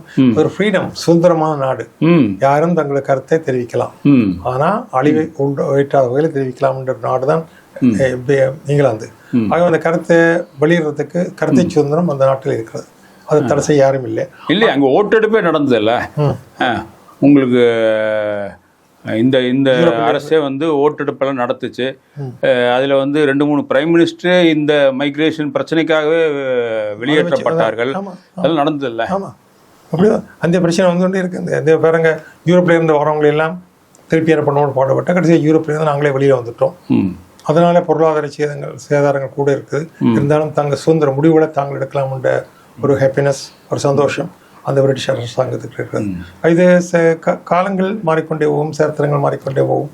அந்தந்த ஃபினான்ஷியல் சுச்சுவேஷன். ஆனால் இப்போ இருக்கிற சுச்சுவேஷன் என்ன மாதிரி நினைக்கிறீங்க? ஏன்னா அமெரிக்காவில் வந்து ட்ரம்ப் வந்து அங்கே வந்து மைக்ரேஷன் பிரச்சனை பெரிய அளவில் கொண்டு வந்து அதற்கு பின்னர் வந்து இன்றைக்கி வந்து டாக்ஸஸ் எல்லா நாடுகள் மேலேயும் போட்டு அங்கே இருக்கக்கூடிய மக்களுக்கு நான் நல்லது செய்கிறேன் அப்படிங்கிற மாதிரி ஒரு பிம்பத்தை உருவாக்கி அங்கே இருக்கக்கூடிய வெளிநாட்டு வாழ் இந்தியர்களுக்கும் சரி அல்லது வேறு நாடுகளிலிருந்து வந்தவங்களுக்கும் பெரிய அளவில் ஒரு இது பண்ணிட்டு இருக்காங்க. ஸோ அது போல் இங்கேயும் வந்து நம்மளோட லண்டன்லேயும் அந்த மாதிரி மக்களோட எண்ணமும் அதிகமாக இருக்குது. அதுபோல் அரசும் வந்து அந்த மாதிரி ஒரு இணக்கமாக போகிற மாதிரியே தெரியுது. கண்டிப்பாக இருக்கத்தானே ஆகணும். மக்களுடைய விருப்பம் தானே அரசு. இல்லாட்டி அடுத்த வருஷம் அவங்க வர முடியாது. ஆகவே மக்களுடைய விருப்பம் எதுவோ அதுக்கு. அப்போ நீங்கள் வந்து பெரும்பாலான தமிழர்கள் அங்கேயே வந்து வீடெல்லாம் சொந்தமாக வாங்கி இருக்கிறவங்களும் இருக்காங்க. நீங்களே அங்கே சொந்தமாக வீடெல்லாம் வச்சுருக்கீங்க. இப்போ நெருக்கடி வந்து என்ன பண்ணலான்னு திட்டம் இருக்குது, என்ன பண்ண போகிறீங்க? அந்த ஒரு $1000 கொஸ்டின் சொல்லுவாங்க. அவ்வளோ கூடிய சீக்கிரத்தில் இங்கிலாந்து நாட்டில் அப்படியான ஒரு சூழ்நிலை ஏற்படுறதுக்கு வாய்ப்பு மிக குறைவு. அப்படித்தான் ஒரு சந்தர்ப்பம் இருந்தாலும் நாங்கள் தள்ளப்பட வேண்டிய, வெளியில் அனுப்பப்பட வேண்டிய ஆட்கள் தான். ஒகொண்டாலெல்லாம் பாருங்க, கனவு கண்டாங்களா ஒகொண்டாவில் இப்படி ஒரு நிகழ்ச்சி இந்தியருக்கு ஏற்படும். பெரிய சாம்ராஜ்யத்தை இந்தியர் வச்சிருந்தாங்க. 31 நாளில் எல்லா நாட்களும் இருந்தாங்க, எல்லாரையும் வெளியேற்றினாங்க. ஆனால் நல்ல காலத்துக்கு அதிகமான இந்தியர்கள் பிரிட்டிஷ் பிரஜையாக இருந்ததுனால எல்லாரும் பிரிட்டனுக்கு வந்துட்டாங்க. நாங்கள் எங்கே போவோம்? பிரிட்டிஷ் பிரஜையாக இருக்கவங்க வேறு எங்கே என்ன பண்ண முடியும்? நாங்கள் எங்கே போவோம்? பிறந்த நாட்டத்தை வர வேண்டியிருக்கோம். இங்கேயும் வந்து நாங்கள் அகதியிலாத்தான், இங்கே வந்தாலும் இங்கே பிறந்து வளர்ந்தாலும் தமிழ்நாட்டிலையோ இல்லை இலங்கையிலையோ நாங்களும் ஒரு அகதியிலாத்தான் வர வேண்டி வரும். அப்படி ஒரு சூழ்நிலை இருக்கும். ஆனால் அவ்வளோ தூரத்துக்கு இங்கிலாந்து நாடு அவ்வளோ தூரத்துக்கு போகக்கூடாது, அரசியல்வாதி விட மாட்டார்கள் என்ற. ஏன்னா ஒவ்வொரு நாட்டிலையும் அந்த மாதிரி பிரச்சனை இருக்குது. இப்போ ஃப்ரான்ஸ் எடுத்தோம்னாலும் ஃப்ரான்ஸ்லேயும் அங்கே போராட்டம், அங்கே ஃப்ரெஞ்சு மக்கள் வந்து போராடுறாங்க வெளியேறணும்னு சொல்லி. அப்போ அதே போல் இங்கிலாந்தும் வரலாம், வராமல் இருக்கிறதுக்கு ஆச்சரியப்படுறதுக்கு இல்லை. ஆனால் கூடிய அளவு ஒரு எஜுகேட்டட், வெல் பிஹேவ்ட் அகாடமிக்ஸ் தான் நாட்டை ஆள்றாங்க. பார்த்தீங்களா, பார்லிமெண்டேரியன்ஸ் எடுத்து பார்த்தீங்களா, 90% மக்கள் ஹைலி எஜுகேட்டட். அதுவும் அதிகமானவங்க கான்சர்வேட்டிவ் எடுத்து பார்த்தீங்கன்னா அதிகமானவங்க ஆக்ஸ்ஃபோர்டில் படித்தவங்க. ஆகிய இது நியாயம், அட்லீஸ்ட் வெறும் நாயை சுட்டாலும் அதுக்கு நியாயப்படி தான் நாங்கள் விசாரிப்போம்ன்ற ஒரு நம்பிக்கை இருக்குது. எத்தனையோ கொலைகள் நடந்திருக்காங்க. சட்டப்படி குற்றம் காட்டினாலும் குற்றம் குற்றமே. 92-90 ஒரு கரப்பன் தெருவில் வச்சு சுடப்பட்டான். அந்த இதை மூடி மறைக்க போலீஸே சேர்ந்து மூடி மறைக்க இருந்தவங்க அது திரும்ப கேஸ் எடுத்து அது சம்பந்தப்பட்ட அத்தனை பேரையும் லைஃப் கொடுத்துருக்குறாங்க. இப்போ திரும்ப அவங்க வெளியில் வரதுக்கு கேட்டிருக்காங்க, அப்பீல் கேட்டிருக்காங்க. இல்லை, அந்த 30 வருஷத்துக்கு முன்னாடி நீங்கள் கதை சொல்கிறீங்க. ஆனால் இன்றைக்கி இருக்கிற நிலைமை வந்து நாளுக்கு நாள் வித்தியாசமாயிட்டே வருது. இப்போ வந்து ரொம்ப அதிகமாக, முதல்ல வந்து ரொம்ப மெதுவாக இருந்த போராட்டங்கள் இப்போல்லாம் வேகம் எடுக்க ஆரம்பிச்சிருச்சு. இப்போ இருக்கிற, ஏன்னா உலக நாடுகள் முழுவதுமே முக்கியமான எல்லாமே இந்த பிரச்சனைகள் வர்றதுனால இதில் அஃபெக்ட் ஆக போகிறது நம்மளோட தமிழர்கள் தான். ஏன்னா ஈழத்தமிழர்கள், நம்ம இந்திய தமிழர்களும் சரி, ஈழத்தமிழர்கள் பெரும்பாலும் கிட்டத்தட்ட 190 நாடுகளுக்கு மேலே எல்லா பக்கம் வாழ்கிறாங்க. அதில் இப்போது பெரும்பாலான நாடுகள், அதுவும் டெவலப்டு கண்ட்ரிஸ்ன்னு சொல்கிறோமே, அந்த கண்ட்ரிஸ் எல்லாமே ஓரளவுக்கு இந்த மைக்ரேஷன் இதில் ரொம்ப முனைப்பு காட்டுறாங்க. இது வந்து சிக்கல்கள் உருவாகுச்சுன்னா, ஏன்னா இப்போ வந்து நீங்கள் வந்து இங்கே மைனாரிட்டி ஆகி இங்கிருந்து அங்கே போய் அங்கேயாச்சும் ஓரளவுக்கு நல்லா இருக்காங்களான்னு பார்த்தோம்னா பண அளவில் ஓரளவுக்கு அவங்க வசதியாக இருந்தாலும் இந்த இதில் மன அளவுக்கு எங்கே என்ன நடக்குமோ எப்படி நடக்குமோ அப்படிங்கிற ஒரு சூழல் உருவாயிட்டு வருதுல்ல. அந்த பீதியே எல்லாருக்கும் இருக்குது. எல்லா சமூகத்தில் குறைவான சமூகத்தில் சரத்து உள்ள மக்கள்லேயே அந்த குறை இருக்குது. எடுத்து பார்த்தீங்கன்னா ஒரு அங்கேயே இங்கிலாந்து நாடு 316 மொழிகள் பேசப்படுற ஒரு நாடு. ஆனால் அதுலேயும் இந்த இப்போ சமீபத்தில் நடந்த உலக சண்டையில் உக்ரைன் அந்த இடங்கள்லேருந்து நிறைய யூரோப்பியன்கள் எல்லாரும் அங்கே வந்து குடியேறிட்டாங்க. யாரும் திரும்பி போகிறதில்லை. எங்களை போல தான் நாங்களும் படிக்கண்டு போயிட்டு அப்புறம் அங்கேயே செட்டில் ஆகிட்டோம். எங்களை குழந்தைகளுக்கு நாடு அங்கே இருக்கண்டே தெரியாது. இலங்கை தீவு மேப்பில் படத்தில் காட்டுவாங்க இருக்கு, இங்கே இருக்கு. கண்டுபிடி வர வேண்டிய தேவையும் இல்லை. வந்தாலும் யார் உறவு பேசுறது? உறவுகள் யாருமே இல்லை, உறவு பாலம் இல்லை. அது சின்ன இலங்கை. அதனாலே அவங்க இங்கே வர போகிறதுக்கு வாய்ப்பே இல்லை. நடக்காத ஒரு காரியம். காலம்தான் பதில் சொல்லும். இப்போ பாருங்க மொரிஷியஸ் எடுத்து பாருங்க. சேலத்துல இருந்து தஞ்சாவூர்ல இருந்து போனவங்க அந்த பெற்ற தாய் பிறந்த நாட்டையே பார்க்க முடியாமல் இருக்கு அவங்களுக்கு. அது அரசாங்கம் வேணுமென்றே அந்த காலத்துல அவங்கள போகாமல் விட வச்சிருந்தாங்க. அதனால ஒரு சந்ததி அப்படியா எங்க அப்பா அம்மா எனக்கு தெரியாது எங்க இருந்து இதான் அந்த படத்துல காட்டுவாங்க மொரிஷியஸ்ல. அப்படியா மொழி தெரியாது, ஆனா கலாச்சாரத்தை கைவிடவில்லை. அது ஒரு பெருமை. ஆமா, எல்லா பக்கம் போற பக்கமெல்லாம் நம்மளோட கோயில்கள் வந்து தமிழர்கள் வணங்கக்கூடிய அந்த தெய்வங்களுடைய சிலைகள் பார்க்க முடியுது, கோயில்கள் பார்க்க முடியுது. இங்கிலாந்தில் பார்க்க மொரிஷியஸ்ல 400 வருஷம் ஆச்சு. ஆமா, தெய்வ பக்தி இன்றைக்கும் பெற்றது. தேவாரம் பாடுறாங்க. ஆமா, தேவாரம் அந்த கோயில்கள்ல தேவாரம் தான் பாடுறாங்க. மொழி தெரியாது. மொழி வந்து நான் என்ன மொழியில தேவாரம் அவங்க பாட்டுக்கு பாடுறாங்க. காதால கேட்டுதான் படிக்கிறாங்களா? ஆமா ஆமா. வெளியில கேட்டீங்களா அவங்க எங்க இருந்து தமிழை படிச்சாங்கன்னு கேட்டீங்க. அவ்வளோ பயபக்தி இருக்குது, கலாச்சாரம் இருக்குது. தீ மிதிக்கிற படிச்சு பழைய தீ மிதிக்கலாம். பழைய லண்டன்ல தீ மிதிக்கிற இல்லை, நடத்தினா குற்றம். ஆமா, அவங்க தீ மிதிக்கிறது இல்லை. அப்படி அந்த கலாச்சாரத்தை கைவிடாமல் இருக்கிறாங்க. ஆனா தமிழன் அப்படி இருக்குது. ரிபப்ளிக் அங்கேயும் அப்படிதான் இருக்குது, ரீயூனியனும் அப்படிதான் இருக்கு. பக்கத்தில் இருக்கிற செசில்ஸ்லையும் ஓரளவுக்கு நம்மளோட தமிழர்கள். செசில்ல இருக்கிற தமிழர் இலங்கை இந்திய தமிழர் வந்து ஒரு டிஃப்ரெண்ட் கேட்டகரி, ரிச் பீப்புள். அதிகமான வியாபாரி செட்டிமாரெல்லாம் நிறைய அங்கே இருக்கிறாங்க. அவங்க அந்த கலாச்சாரத்தை கைவிடவில்லை, இங்கிலாந்து இந்திய தொடர்பையும் கைவிடவில்லை. அவங்க கல்யாணம் பண்றாலும் பெண் கிடைக்காத இடத்துல இந்தியாவுக்கு வந்து இந்திய பெண்கள் தங்களோட சமூகத்தில் எடுத்து போறாங்க, மாப்பிள்ளையோ ஆணோ பண்ணோ எடுத்து போறாங்க. அந்த கல்ச்சரும் கைவிடவில்லை. எல்லாரும் வியாபாரம் பண்றதுனால அதிகமான ஒரு வியாபாரம் ஆனதுனால அவங்களுக்கு எங்கேயும் போய் வேலை வேண்டிய தேவையில்லை. அந்த இதுல வந்து அந்த கல்ச்சரையும் கலாச்சாரத்தையும் குடும்ப ஒற்றுமையும் படி காத்து வர்றாங்க. அவங்களுக்கு அதாவது ஒரு தொல்லையுமே இல்லை. அந்தந்த ஷிஷஸ் ஐலண்டில் இருக்கிறவங்களுக்கு ஒரு தொல்லையும் கொடுக்கவில்லை. அதே சூழ்நிலை எங்கேயும் இங்கிலாந்து உருவாக்கி கொண்டு இருக்கிறது. இலங்கை தமிழ் எத்தனையோ பேர் நல்ல வியாபாரத்தில் இருக்காங்க, நல்லா சம்பாதிக்கிறாங்க, அரசாங்கத்துக்கு இவ்வளவு வருமானத்தை கொடுத்து கொண்டு இருக்கிறாங்க.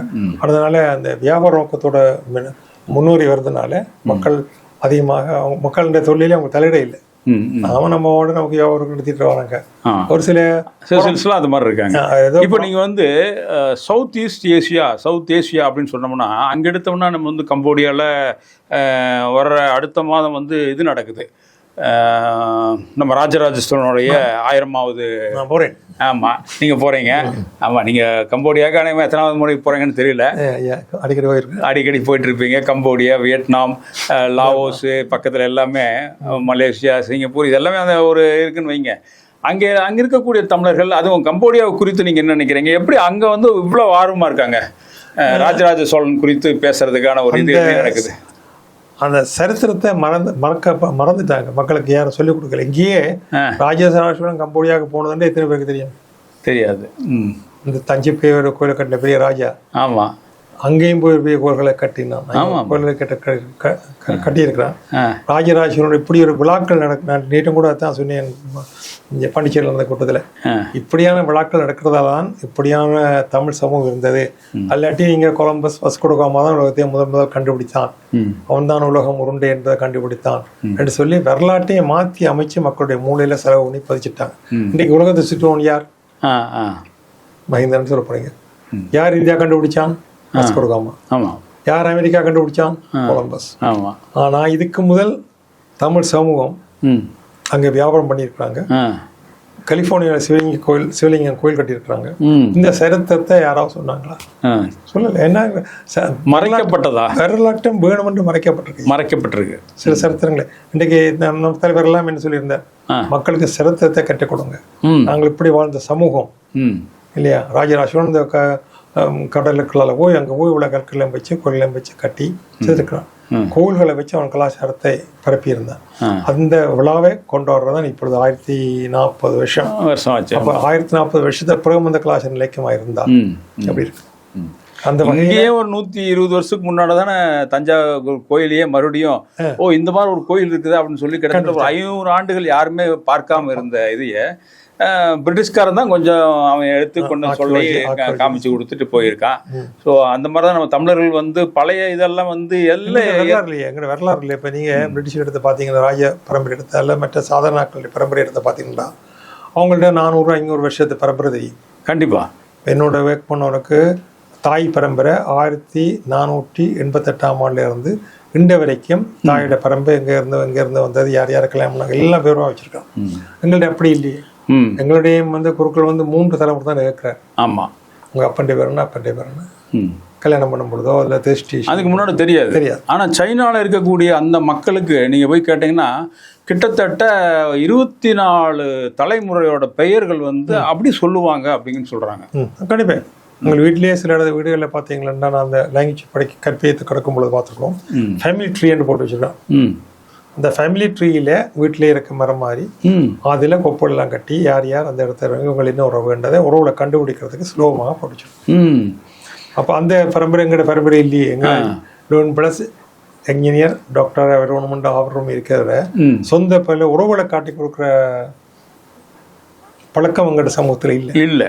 இப்போ எல்லாம் முந்தி கூட்டு குடும்பம் இருந்தோம், இப்போ கூட்டு குடும்பமே இருக்கிறது இல்லை. அதனால உறவுகளெல்லாம் பிரிஞ்சு வச்சு அதை விட இல்லை வெளிநாடுகளில் நீங்கள் தேங்க்ஸ் கிவிங் டே அப்படின்னு சொல்லி ஒரு நாளையே நம்ம உருவாக்கி மதர்ஸ் டேன்னு இருக்கு. அதுக்கு அம்மாவுக்கு கண்டிப்பாக பூ வண்டி கொடுப்போம், சாப்பாடு வண்டி கொடுப்போம், எல்லாம் பண்ணுவாங்க. ஃபாதர்ஸ் டேன்னு வச்சிருப்போம். ஆமாம், அதெல்லாம் இருக்கு. இங்கே நம்ம அந்த மாதிரி தேங்க்ஸ் கிவிங் டேன்னு ஒன்றுமே கிடையாது. கோவிலில் ஒரு மூச்சு சரி போவோம், அவ்வளோதான் செய்கிறோம் இல்லையா. அப்பாவுடைய பிறகு இப்போ நீங்கள் அந்த ஃபாதர்ஸ் டேயில் அவங்க ஃபாதரை பற்றிய கருத்துக்களை சொல்லுவாங்க. அது தாத்தா இருந்தாலும் தாத்தான்ற கதை சொல்லுவாங்க. அது அதுக்கண்டே ஒதுக்கப்பட்ட ஒரு நாள் தான் ஃபாதர்ஸ் டே. அதான் மதர்ஸ் டேயும் அதே மாதிரி தான். அப்போ அந்த சண்டேல அதே மாதிரி ஞாயிற்றுக்கிழமையெல்லாம் வரும். அந்த ஞாயிற்றுக்கிழமையில கண்டிப்பாக அவங்க ஓய்வு எடுத்து தாய்மாரை கொண்டு சந்தோஷம். நம்மளுக்கு அக்ஷய திருத்தி டேன்னு சொல்லுவாங்க. தங்கம் வாங்குறதுக்கு அதுக்கு போட்டு நிக்கிறதுக்காக போய் அந்த நாளை இது பண்ணுவாங்களுடைய இந்த மாதிரி ஒரு நினைவு கூறத்தக்க தேங்க்ஸ் கிவிங் டே அந்த மாதிரி இதெல்லாம் வந்து நம்ம கொண்டாடுறதே இல்லையே. அது இல்லை. அந்த கலாச்சாரத்தை வளர்க்க வேண்டும். இந்த ராஜராஜனுடைய சம்பவத்துக்கு இந்த 1040 வருஷத்தை பிறகு இதை கொண்டாடுறது மிகச்சிறப்பான விஷயம். அங்கே இங்கிலாந்துலேருந்து 8 பேர் வராங்க. அவளுங்க பண்ணி கூட்டிட்டு போறேன். இலங்கையிலேருந்து வராங்க. அவங்களுக்கு அந்த சரித்திரத்தை எடுத்து பார்க்கும் பொழுது ரொம்ப கஷ்டமா இருந்தது. ஆனா இருந்தாலும் என்ன பேசுறதுன்னாங்க, நான் உங்களுக்கு 6 நிமிஷம் வந்திருக்கு, உங்களுக்கு தெரிஞ்சதை சொல்லுங்க, வாங்க. ஓகே, அந்த எல்லாருக்கும் சந்தர்ப்பம் வாழ்த்துக்கள். நீங்கள் போயிட்டு பேசிட்டு வாங்க. அதுக்கு அடுத்தது இப்போ நீங்கள் வந்து நீங்கள் அகாடமிஷனாக இருந்திருக்கீங்க. அதே போல் அந்த ஆஃப்டர் ரிட்டையர்மெண்ட் நீங்கள் வந்து ரொம்ப ஆர்வமாக தமிழ் இதில் சார்ந்து இதெல்லாம் பண்ணிட்டு இருக்கீங்க.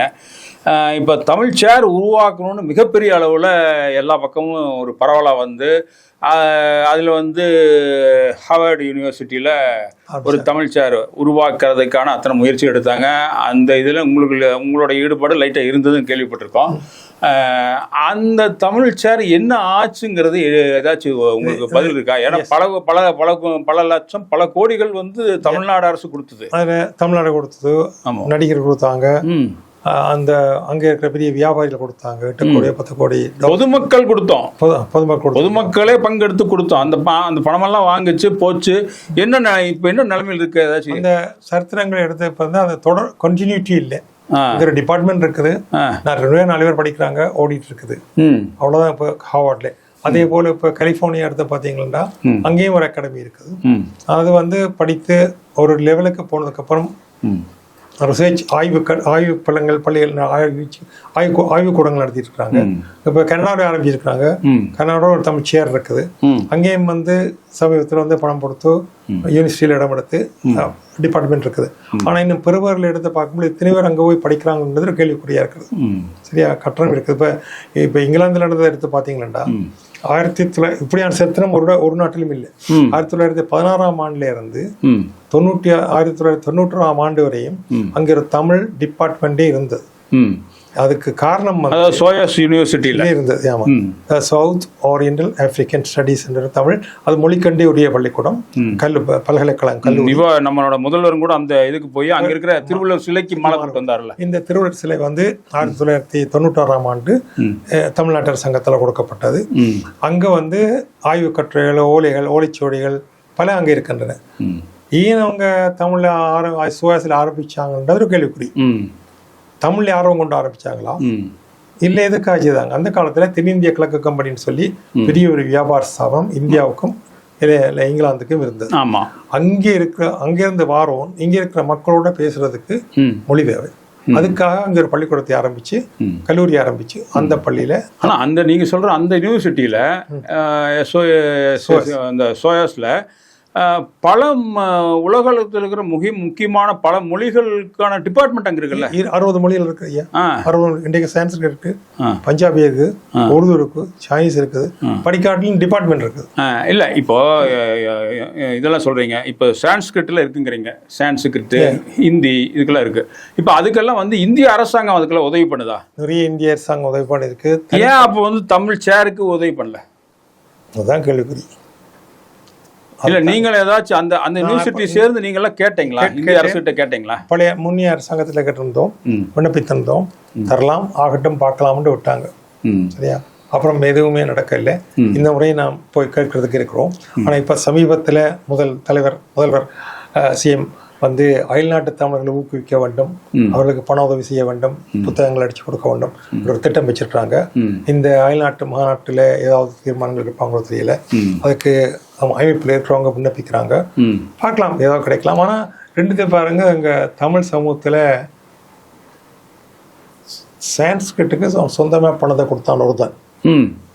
தண்ட பணத்துல கொடுத்து கேம்பிரிட்ஜிலும் வச்சிருக்கிறோம், லண்டன்ல வச்சிருக்கிறோம். ஏன் நம்ம தமிழ் லண்டனில் இருந்ததே அப்போ 1916ஆம் ஆண்டுல இருந்து 1936ஆம் ஆண்டு 96ஆம் ஆண்டு வரையும் தமிழ் துறை இருந்தது. மக்கள் படித்தார்கள், பட்டம் பெற்றார்கள். பிறகு மக்கள் குறைஞ்சது, அரசாங்கம் மாறிச்சது, பணம் ஒதுக்கவில்லை. ஆகவே அந்த டிபார்ட்மெண்ட்டை மூடிட்டாங்க. பிறகு நாங்கள் 2018ஆம் ஆண்டு மூலுருவாக்கம் செய்யணும்னு சொல்லி எல்லாரோடும் சேர்ந்து நீங்க அதெல்லாம் கேள்விப்பட்டிருப்பீங்க. அதை பண்ணி அங்கே ஒரு பணம் சேர்க்கிறதுக்கு நிதியை போட்டு ஒரு ஃபண்ட் அங்கே உருவாக்கி இதுவரையில 200,000 பவுண்ட் சேர்த்துருக்கோம். அதுக்கு அவங்க 10,000 பவுண்ட்ஸ் வேணும் பண்றாங்க இல்லையா? அப்போ 100,000 பவுண்டு கிட்ட வேணும். இப்போ சேர்ந்திருக்கு 200,000 பவுண்டு, 10 மில்லியன் பவுண்ட்ஸ் வேணும்னு சொல்லியிருக்காங்க. ஆனதுனால இப்போ பணம் சேர்க்கறதுக்கு புது கமிட்டி ஒன்று இப்போ ஆரம்பிச்சிருக்கோம். இருந்தது போயிட்டுது, அந்த காலம் போயிட்டுது. புதுசாக வந்து ஆர்வம் உள்ளவர்களை போட்டு இந்த நேற்று ராத்திரி தான் அந்த கூட்டு அங்கீகாரம் பண்ணப்பட்டிருந்தது. அவர்கள் நியமித்திருக்கிறோம். இனிமேல் அவர்கள் ஃபண்டை ரைஸ் பண்ணலாம், அரசாங்கத்தில் வந்து கேட்கலாம். தமிழ்நாட்டு அரசாங்கத்தில் யார் இப்போ யார் அதனுடைய தலைவர்? இப்போ அவருக்கு விமல் என்று சொல்லி இருக்கிறார், விமலதாஸ். அவர் வந்து ட்ரெஷரர், அசிஸ்டன்ட் பிரசிடென்ட் இருந்தவர். அவர் தான் இப்போ தலைவராக இருக்காரு. நான் இப்போ அட்வைசர் கமிட்டியில் இருக்கேன். என் எல்லாரும் மற்றவங்களுக்கு சந்தர்ப்பம் கொடுக்கல ஒன்று ஒரு கண்டிப்பாக அப்போ அட்வைசர் கமிட்டியில் இருக்கேன். ஆனதுனால ஆர்வம் உள்ளவர்கள் ஃபண்ட் ரைஸ் பண்ற அதான் 3 ஆக்டிவிட்டி எப்படி ஃபண்ட் ரைஸ் பண்ணலாம்னு சொல்லி லண்டன் ப்ரோன்னு சொல்லி ஒரு ப்ரோகாஸ்டர் யூடியூப் இருக்காரு. அவர் மூலம் ஈடுபட்டு சில நிகழ்ச்சிகள் நடத்தி ஃபண்டை ரைஸ் பண்ணலாம்னு சொல்லி இருக்கிறோம். ஆனா நீங்க சொன்ன மாதிரி அங்கே டிபார்ட்மெண்ட் வேணுமா அண்டு கேட்ட ஒரு கட்சி இருக்காங்க. தமிழ் வேணுமா? எஸ், எங்களுக்கு ஒரு அடையாளம் வேண்டும். ஆனா என்ன பொறுத்த முடியல, மற்ற மொழிகளுக்கு ஸ்டாம்ப் இருக்கிற மாதிரி ஏற்கனவே சுவாஸ் பல்கலைக்கழகத்தில் 60 மொழிகள் இருக்குது. 60 மொழிகளுக்கு டிபார்ட்மெண்ட் இல்லை, சேர்ந்து இருக்கிறாங்க. அப்படி இல்லாமல் தமிழுக்கு ஒரு இடம் எடுத்து, அதான் நாங்கள் முந்தி போட்ட ப்ராஜெக்ட் அது இருக்கும் பொழுது தமிழ் துறை என்று இருக்காமல், தமிழ் சேர் என்று இருக்காமல் தமிழ் துறை, தமிழ் சேரண்ட ஒரு வட்டத்துக்கு இருக்குது. தமிழ் துறை என்ற உடனே டிபார்ட்மெண்ட் வைத்து அங்கே இருக்கிற படிக்கிற மாணவர்களுக்கு ஒரு அங்கீகாரம் கொடுக்க வேண்டும். இப்போ நான் இருக்கும் பொழுது 2000ஆம் ஆண்டு கேம்பிரிட்ஜ் யூனிவர்சிட்டியில் நான் ஒர்க் பண்ணும் பொழுது அசட் லாங்குவேஜஸ் சொல்லி ப்ராஜெக்டை ஆரம்பித்தோம். அதுக்கு நான் பொறுப்பாக இருந்திருந்தேன். அந்த தரத்தில் வந்து 3 நிலை கொடுக்குறாங்க: பேசிக், ப்ரிலிமினரி, இன்டர்மீடியட், டிகிரி. அந்த வரிசையில் பண்ணி கொண்டுட்டோம். ஒரு 10 வருஷம் அந்த 3 எக்ஸாம், பேசிக், ப்ரிலிமினரி, இன்டர்மீடியட் இந்த 3ஐயும் நாங்கள் நடத்திட்டு இருந்தோம். அதுலேயும் வந்து ஒரு குறைபாடு நடந்தேன்டா எல்லா மாணவர்களும் அந்த எக்ஸாம் எடுக்கல. 16,000 மாணவர்கள் இருந்தாலும் அந்த பரீட்சை எடுக்காமல் தமிழர் மேம்பாட்டு கழகம் சொல்லி இலங்கை பரீட்சை மாத்திரம் எடுத்தாங்க. இதுல அக்கறை காட்டவில்லை, ஆர்வம் காட்டவில்லை. அதனால மக்கள் தொகை குறைந்தது, பணம் இல்லை. அது ஒரு வரலாற்று தவறு. ஏன் இப்போ பணம் இல்லைங்கிறீங்க? லண்டன் துணை மேயர்லாம் பார்த்தீங்கன்னா தமிழர்களாக இருக்காங்க. அந்த இதில் வந்து லண்டன் இது கார்பரேஷன் சொல்லுவீங்களா, அந்த மேயர் இது அந்த இதில் இருக்கவங்க பெரும்பாலான மெம்பர்ஸ் உறுப்பினர்கள் நீங்கள் பார்த்தீங்கன்னா தேர்ந்தெடுக்கப்பட்ட உறுப்பினர்கள் தமிழர்களாக இருக்காங்க. ஏன் அவங்கெல்லாம் எந்த வகையில் உதவி பண்ணுறது இல்லையா? என்ன உதவி இல்லையா? ஒரு ப்ராஜெக்டை போட்டு காண்பிக்கலையே. இன்றைக்கு நீங்களே வியாபாரம் நடத்துறீங்க, உங்களுக்கு இன்கம் வருமா? இப்போ அசட் லாங்குவேஜ் எடுத்து பார்த்தீங்கன்னா எங்களுக்கு ஃபண்ட் கொடுத்தாங்க, 50,000 பவுண்ட் கொடுத்தாங்க. பாடத்து கேள்வி பேப்பர் தயாரித்தோம், அதுக்குரிய பாடத்திட்டத்தை தயாரித்தோம், பயிற்சி நடத்தி கொண்டு வந்தோம். இப்போ மாணவருடைய தொகை வந்த உடனே வார இன்கம் இஸ் நாட் ஜெனரேட்டிங். இப்போ வருமானம் இல்லை என்றால் ஒன்றை வச்சு நாம படத்தை போட்டு நடத்தி கொண்டிருக்க முடியாது. அந்த துறையில் தான் அந்த அசட் எக்ஸாமினேஷன் என்று கேம்பிரிட்ஜ் பல்கலைக்கழகத்தில் நடத்தப்பட்ட பரீட்சை 2014ஆம் ஆண்டு நடத்தப்பட்டது. ஆனால் அதில் நான் தலைவராக இருந்ததுனால, எக்ஸாமினராக இருந்ததுனால அதை தொய்ய விடாமல் அதே பாடத்திட்டத்தை பிரிட்டிஷ் தமிழ் எக்ஸாமினேஷன் போர்டு என்று சொல்லி ஒன்றை உருவாக்கி அது இன்று வரைக்கும் தன்னார்வம் கொண்ட ஆசிரியர் வச்சு நடத்திட்டு வரேன். அதை கேட்கலாம், நீங்கள் இதை மாத்திரம் செஞ்சீங்கன்னா அவங்களோட சேர்ந்து நடத்தலாம் தானே. ஆனால் இந்த பாடத்திட்டம் பிரிட்டிஷ் அரசாங்கத்தினால கேம்பிரிட்ஜ் யூனிவர்சிட்டியால அங்கீகரிக்கப்பட்ட ஒரு பாடத்திட்டம். அதை தொடர்ந்து செய்து வரோம். ஒரு நாள் நாங்கள் விண்ணப்பிக்கலாம், உங்களோட பாடத்திட்டம் இன்றைக்கு நாங்கள் தொடர்ந்து இருக்கோம், இந்த பாடத்திட்டத்தின்படி இந்த பரீட்சையில் நீங்கள் அங்கீகாரிங்கள் சொல்லி வேண்டுகோளை விடலாம். காரணம் நாங்கள் அந்த வரம்புக்குள்ளேயே நிற்கிறோம், பிரிட்டிஷ் அகாடமிக் சிஸ்டத்துக்குள்ளேயே நிற்கிறோம். இப்போ மற்ற எக்ஸாம் போர்ட்ஸ் கணக்கு இருக்குது, ஆனால் அந்த இதுக்குள்ளே நிற்கிறோம், எங்களோட பாடத்திட்டத்தை நீங்கள் அங்கீகாரிங்கள் சொல்லி கேட்கலாம். அதே நேரத்தில் Cambridge examination board, Edexcel and 2 examination board இருக்குது. அதிலும் இருக்கிற நாட்டிலும் அதில் வந்து தமிழ் பரீட்சைகள் நடத்தி கொண்டே வரோம். O லெவல், A லெவல் 2 நடக்குது. இங்கே இந்த மாதிரி சொல்லி உங்களுக்கு தெரியல, 10th 11th ஆமாம், அது 2 நடத்திட்டு வரோம்.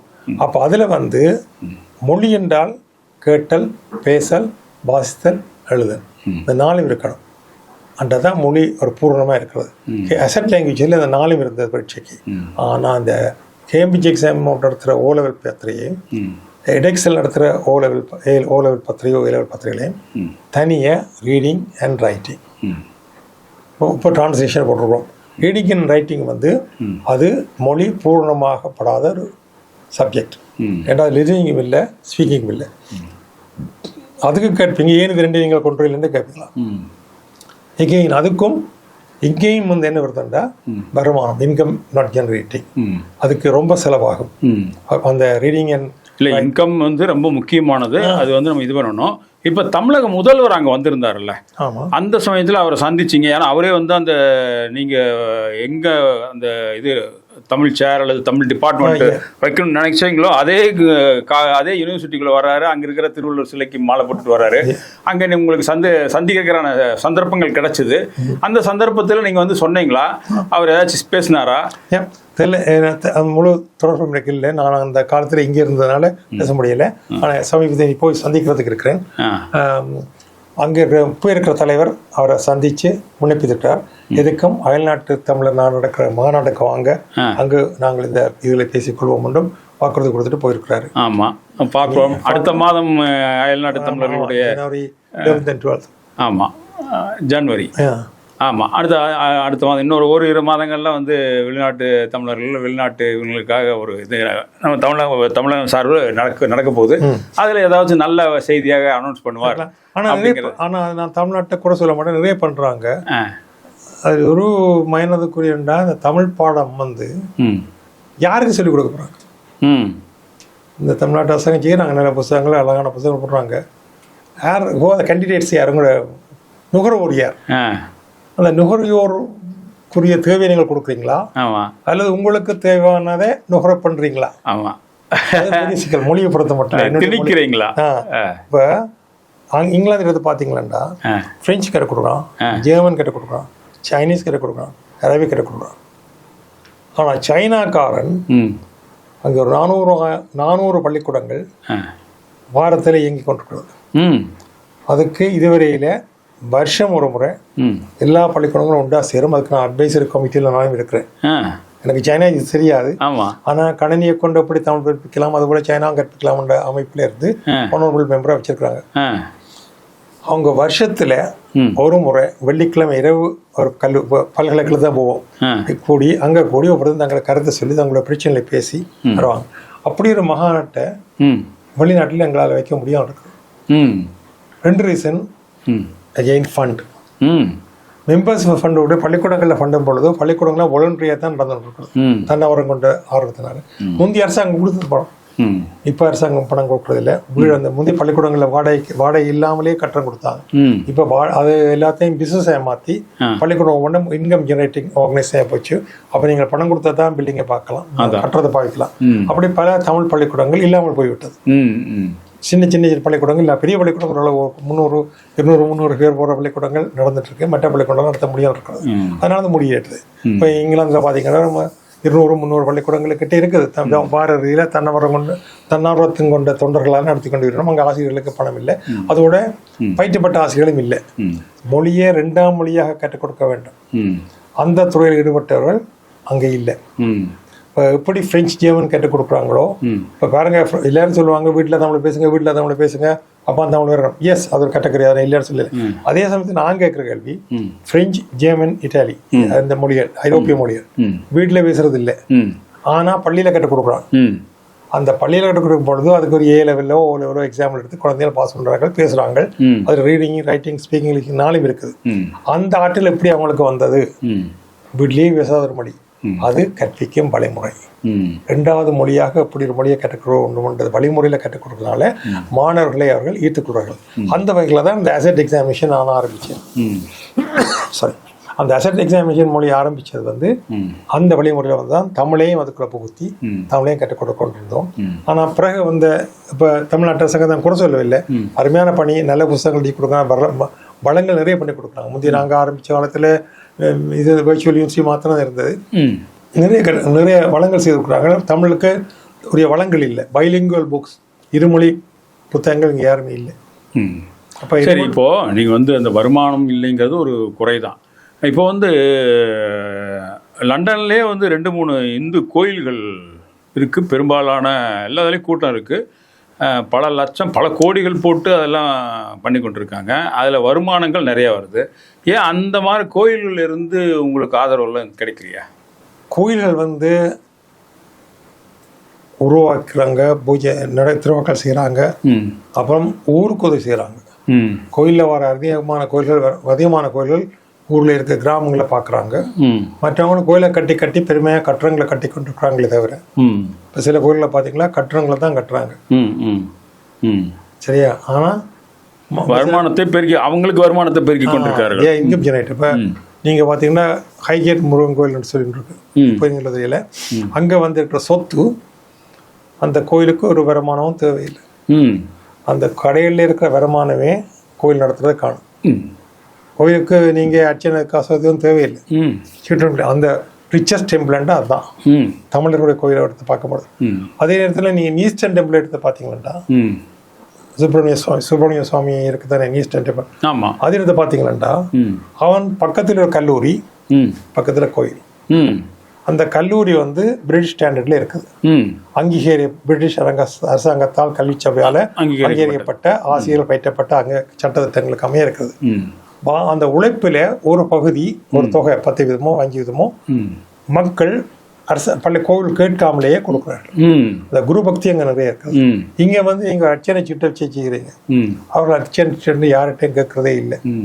தீபாராதனை கொடுத்தா ஆராதனை கொடுத்துட்டு போகிறாங்க. ஆனால் இங்கே வந்து நாங்கள் ஒரு இன்கம் ஜெனரேட்டிங் பாலிசி மாதிரி ஒன்று உருவாக்கி தேங்காய் அடித்தா தான் தேங்காய் உடைக்கிறதா இருந்தால் அர்ச்சனை திட்டம் வேணும், காசு வேணும், பெறணும்னு வைக்கிறாங்க.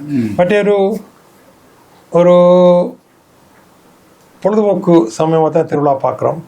இப்போ சில சமயத்தில் பார்த்தீங்கன்னா தமிழ்நாட்டிலேயே, இலங்கையிலே, தமிழ் நான் சொல்லலை, இலங்கையில சூரம்பூர் நடக்குது. நீங்கள் பார்த்தீங்களா தெரியல. இந்த சூரம்பூரில் மயில வரதார் முருகன், அந்த முருகன் நல்லூர்ல எல்லா கோயிலும் நடக்குது. ஆனா இப்ப இருக்க சில கிராமங்கள் இருக்க கோயில் இல்லை, வேற ஒரு பட்டணத்துக்கு இருக்கிறாங்க. வெளிநாட்டுல இருந்து நிறைய பணம் இருப்பாங்க, கோயிலன்னு பணத்தை அள்ளி கொடுக்குறாங்க. அதுல வந்து குருக்களை மயில் வாகனத்தில் ஏற்றி ம் அவர் வேலை கொண்டு வர வச்சு நாளைக்கு சூரனை வந்து கொள்றார். ம் முருகன் சிலையா இருக்கிற முருகன் வந்து நடமாடும் தெய்வமாக குருக்கள்ல பாய்த்து அவர் வந்து கொள்றார். இது இந்த ஆண்டு நடந்த நிகழ்ச்சி. அப்படி பல கோயில் நடந்தது. இதெல்லாம் இந்த காலத்தின் கோலமா இல்லை அடுத்த முறை சூரன் போர் நடக்கும் பொழுது AK-45 கண்ணை வச்சு சூரனை சுடுவாரா தெரியாது. இப்போ இந்த கோயில்கள் வந்து கலாச்சாரத்தின் வடிவாக நீங்க பார்க்குறீங்களா அல்லது ஒரு வருமானத்தின் இதாக? கோயில் எடுத்து பார்த்தீங்கன்னா அக்னி அவர்கள் 4 கூட்டம் மேளம் பிடிச்சா பிள்ளைவாள் அவர்கள் 40 கூட்டம் மேளத்தை பிடிப்பார். என்னுடைய பண விக்கத்தை நான் உங்களை காட்டணும். அடுத்த முறை நீங்களே கூட்டுவீங்க, நான் கூட்டுவேன், கோயிலுக்கு வருமானம் போடும் அல்ல பிழைக்கிறாங்க இல்லைன்னு நான் சொல்லலை. ஆனால் அப்படி ஒரு போட்டி மனப்பான்மைலாம் திருமக்கள் நடந்துட்டு இருக்கிறார். பாருங்க, ஒரு கோயிலுக்கு நீங்கள் சில கோயிலில் பார்த்தீங்கன்னா சில கிராமங்களில் இருக்க கோயிலில் பெரிய கல்லில் சில்லில் எடுத்து கிரானைட்ஸ் எல்லாம் இங்கேருந்து எடுத்து அங்கே வச்சு கட்டி வச்சிருக்காங்க. திருவிழா காலங்களில் மாத்திரம் கூட்ட நிற்கும், அது போல ஒரு இருக்காது. யாரும் வரதில்லை. அதுக்கு அது கிராமத்தில் மக்கள் இருந்தாலே வரதுக்கு வெளிநாட்டோர் இந்த திருவிழாக்கெல்லாம் வருவான்னு. நீங்கள் மலேசியாவில் எடுத்தீங்கன்னா மலேசியாவிலாம் பட்டு இது இருக்குல்ல, அந்த சிறு மலையில் மிகப்பெரிய ஒரு முருகர் சிலை வைத்து நான் இது பண்ணிட்டுருக்காங்க. அதுலேயே தான் வந்து இன்றைக்கி வந்து ஒவ்வொரு நாளும் வந்து அந்த அரசாங்கம் வந்து வருமானத்தை பெருக்கிறதுக்காக டூரிஸ்ட் ஸ்பாட்டாக அதை மாற்றி எல்லா ஆட்களும் வர்ற மாதிரி அங்கே பண்ணியிருக்காங்க. நீங்கள் அங்கே வந்து பார்த்தீங்கன்னா அந்த தமிழ்நாடு மட்டும் போகிறது இல்லை, பார்த்தீங்கன்னா சைனீஸ் போகிறான், எல்லா ஆட்களும் போகிறாங்க, அங்கே பெரும்பாலான ஆட்கள் போகிறாங்க. இந்த முறை நான் பார்த்த திருச்செந்தூர்ல நிறைய பேர் ஜப்பான்ல இருந்து வந்துருக்காங்க முருக பக்தர்கள். அதான் இப்போ சில இங்கே லண்டன் இந்தியா எடுத்து பார்த்தீங்கன்னா என்னோட நண்பர் 2 பேரை கூட்டியிருந்தேன். மதுரை கோயிலுக்குள்ளே போக முடியல, வெளிநாட்டோர் உள்ளுக்கு வர முடியாது. ஐ ஃபீல் சோ கில்ட்டி, ரொம்ப மன தாழ்த்தமாக இருந்தது. என்ன வெளிநாட்டவர் யாரும் அந்த கோயிலுக்குள்ளே போக முடியாது. ஏன் அப்படி கடவுளுக்கு அப்படி ஒரு பாகுபாடு இருக்குமா? யார் இந்த சட்டத்தை கொண்டு வந்தாங்க? கடவுள் சொன்னாரா இல்லை இந்த வேதாந்தத்தில் அதை நிற்கும் பொழுது ரொம்ப கொள்ளையர் முஸ்லீம் கூட விடுறாங்க, ஏன் நீங்கள் விட முடியாது? அப்படி சில கட்டுப்பாடுகள் இருக்குது. ஆனால் ஓப்பனாக இருந்து டிரான்ஸ்பரன்சியாக இருக்கணும். இப்போ எங்களை லண்டன் கோயில் நீங்கள் கேட்டீங்க ஒரு கேள்வி, இந்த கோயில்களையும் பள்ளிக்கூடம் நடத்த முடியாது. பள்ளிக்கூடம் நடத்துகிற கோயில்கள் இல்லையே, திருவிழா செய்கிறாங்க, ஊருக்கு உதவி செய்கிறாங்க, உங்களுடைய பேரில் ஊரில் செய்கிறாங்க, ஊரில் இருக்கிற கிராமங்களை பேணிக்கிறாங்க, அப்படி செய்கிறாங்க. ஆனால் இந்த தமிழ் இலங்கை நாட்டு இங்கிலாந்து நாட்டில் ஒரு 300,000 பேர் இருக்கிறாங்க. ஒரு பவுன் போட்டாலே தமிழ் துறை நாளை இன்றைக்கு ஆரம்பிக்கலாம் இல்லையா? ஆனால் படிக்க எத்தனை பேர் வருவாங்களோ வரையில அது வேற கேள்வி. ஆனால் ஆர்வமாக இருக்கிறாங்க, தமிழ் படிக்கிற ஒரு சில சமூகம் இருக்குது. தஞ்சாவூர் பல்கலைக்கழகத்தோட தொலைக்கல்வியில் நாங்கள் ஈடுபடுத்தி பிரிட்டிஷ் தமிழ் எக்ஸாமினேஷன் போர்ட் மாணவர்களை சேர்த்து தொலைக்கல்வி கற்றுக் கொடுக்குறோம். இங்கேயும் வந்து போகிறாங்க, ஆன்லைனில் கிளாஸ் நடத்தி அவங்க பரீட்சை எடுத்து பண்டிதர் MA BA BAMA படிக்கிறாங்க, டாக்டர் பண்ண இருக்கிறாங்க. அது தமிழ் படிக்கணும் ஆர்வமுள்ள இருக்கிறது. ஆனால் எங்களோட குழந்தைகளும் சின்ன வயசில் நாங்கள் பொருளை கொடுத்துருந்தோம். எனது உதாரணமாக என்னுடைய மகளிர் எடுக்கலாம். சின்ன வயசில் பள்ளிக்கூடம் கொண்டு போய் 10 வயசுக்கு பிறகு பள்ளிக்கூடங்கள் தமிழ் பள்ளிக்கு போகிறத நிறுத்திட்டாங்க. ஆனால் அவங்களுக்கு ஏற்ற வகையில் அந்த பள்ளிக்கூடம் இல்லை. அதை நான் ஐட்ட கொடுக்குறேன். நான் கேட்ட பண்ண இல்லை, ஐயா ஒரு கடையில் போய் சாப்பிட்டோம்னா உங்களுக்கு ருசியாக இருந்தால் போய் சாப்பிடுவீங்க, இல்லாடியும் போகிறீங்க. அதுபோல் அவங்களுக்கு ஏற்ற வகையில் தமிழை கற்றுக் கொடுக்கறதுனால ஒரு விரக்தி ஏற்பட்டு கைவிட்டாங்க. இப்போ அவங்க குழந்தைகள் எல்லாம் யூனிவர்சிட்டி போய் தனிமையாக இருக்கும் பொழுது நான் யார், எங்கிருந்து வந்தேன், என் மொழி என்ன என்றதை பற்றி சிந்தித்து தாங்களாகவே தமிழை படிக்க ஆரம்பிக்கிறாங்க. பட்டம் பதவியில் இருந்தவங்க, மெடிக்கல் டாக்டர்ஸில் இருக்கிறவங்க, ஜோயராக இருக்கிறவங்க, டீனேஜ் பிறங்கள் இந்த கடைசி விவேகானந்தர் சொன்ன மாதிரி ஒரு விதையை எடுத்து மண்ணில் தாட்டு வேலியை போட்டு நட்டு விடு, காலம் வர அது முளைக்கும். அதுபோல இந்த குழந்தைகளுக்கு நாங்கள் சின்ன தமிழ் பள்ளிக்கூடங்களில் 20-40 வருஷத்துக்கு முன்னாடி நடத்துகிற பள்ளிக்கூடங்களில் இவர்களை கொண்டு வச்சு கட்டுறதுனால அது அடிமனதில் பதிஞ்சிருக்கிறது. அந்த சிந்தனை இன்றைக்கு மாணவர்களுக்கு வந்து ஆர்வம் கொண்டு இன்றைக்கு தமிழை நிறைய கற்றுக்கொண்டு வருகின்றது கண்கூடாக நாங்கள் பார்க்கக்கூடியதாக இருக்கிறது. அப்படி எண்ணிக்கை குறைவு இருந்தாலும் இந்த எண்ணிக்கை கூட்டுறதுக்கு வாய்ப்புகள் கணக்கு இருக்கு. சரி, இப்போ வந்து நீங்கள் திருக்கோயில்களை பாதுகாத்தது, ஓரளவுக்கு மொழி வளர்ச்சிக்கான பாடுபட்டது, நீங்கள் பார்த்தீங்கன்னா ஆதீனங்கள் நம்ம சொல்லலாம். இப்போ தமிழ்நாட்டில் 18 ஆதீனங்கள் இருக்கு, 16 ஆமாம் இருக்குன்னு நினைக்கிறோம். அந்த 18 ஆதீனங்களில் எந்த உங்களுக்கு பெரும்பாலான ஆதீனங்கள் நீங்கள் அடிக்கடி போய் பார்க்குற ஆள் நீங்கள் வந்து சந்திச்சிருப்பீங்க. இப்போ அவங்களையெல்லாம் வந்து எந்த அளவுக்கு இப்போ இன்றைய காலகட்டத்தில் எப்படி தமிழ் வளர்க்குறாங்களா, என்ன பண்ணுறாங்க, என்ன நடக்குன்னே தெரிய மாட்டேங்குதே. இப்போ மதுரை ஆதீனம் இருக்கார்.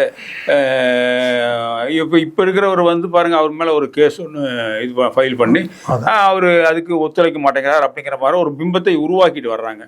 இதெல்லாம் வந்து அரசியல் சார்ந்து நடக்குதா அப்படிங்கிறதும் நம்ம பார்க்க வேண்டிய. இந்த ஆதீனங்கள் இப்போ என்ன தமிழ் வளர்க்குறதா அல்லது அட்லீஸ்ட் ஆன்மீகத்தையாச்சும் வளர்க்குறாங்களா? என்னுடைய பார்வையில் இங்கிலாந்துக்கு ஒவ்வொரு முறைக்கும் ஒவ்வொரு ஆதீனங்கள் நாங்கள் கூப்பிடுவோம். நாங்கள் அவங்களால சமூகத்துக்கு ஏதாவது வீரமானது கேள்விக்குறி இருந்தாலும் நாங்கள் ஒரு சைவ மாகாணம் நடத்துகிறோம்.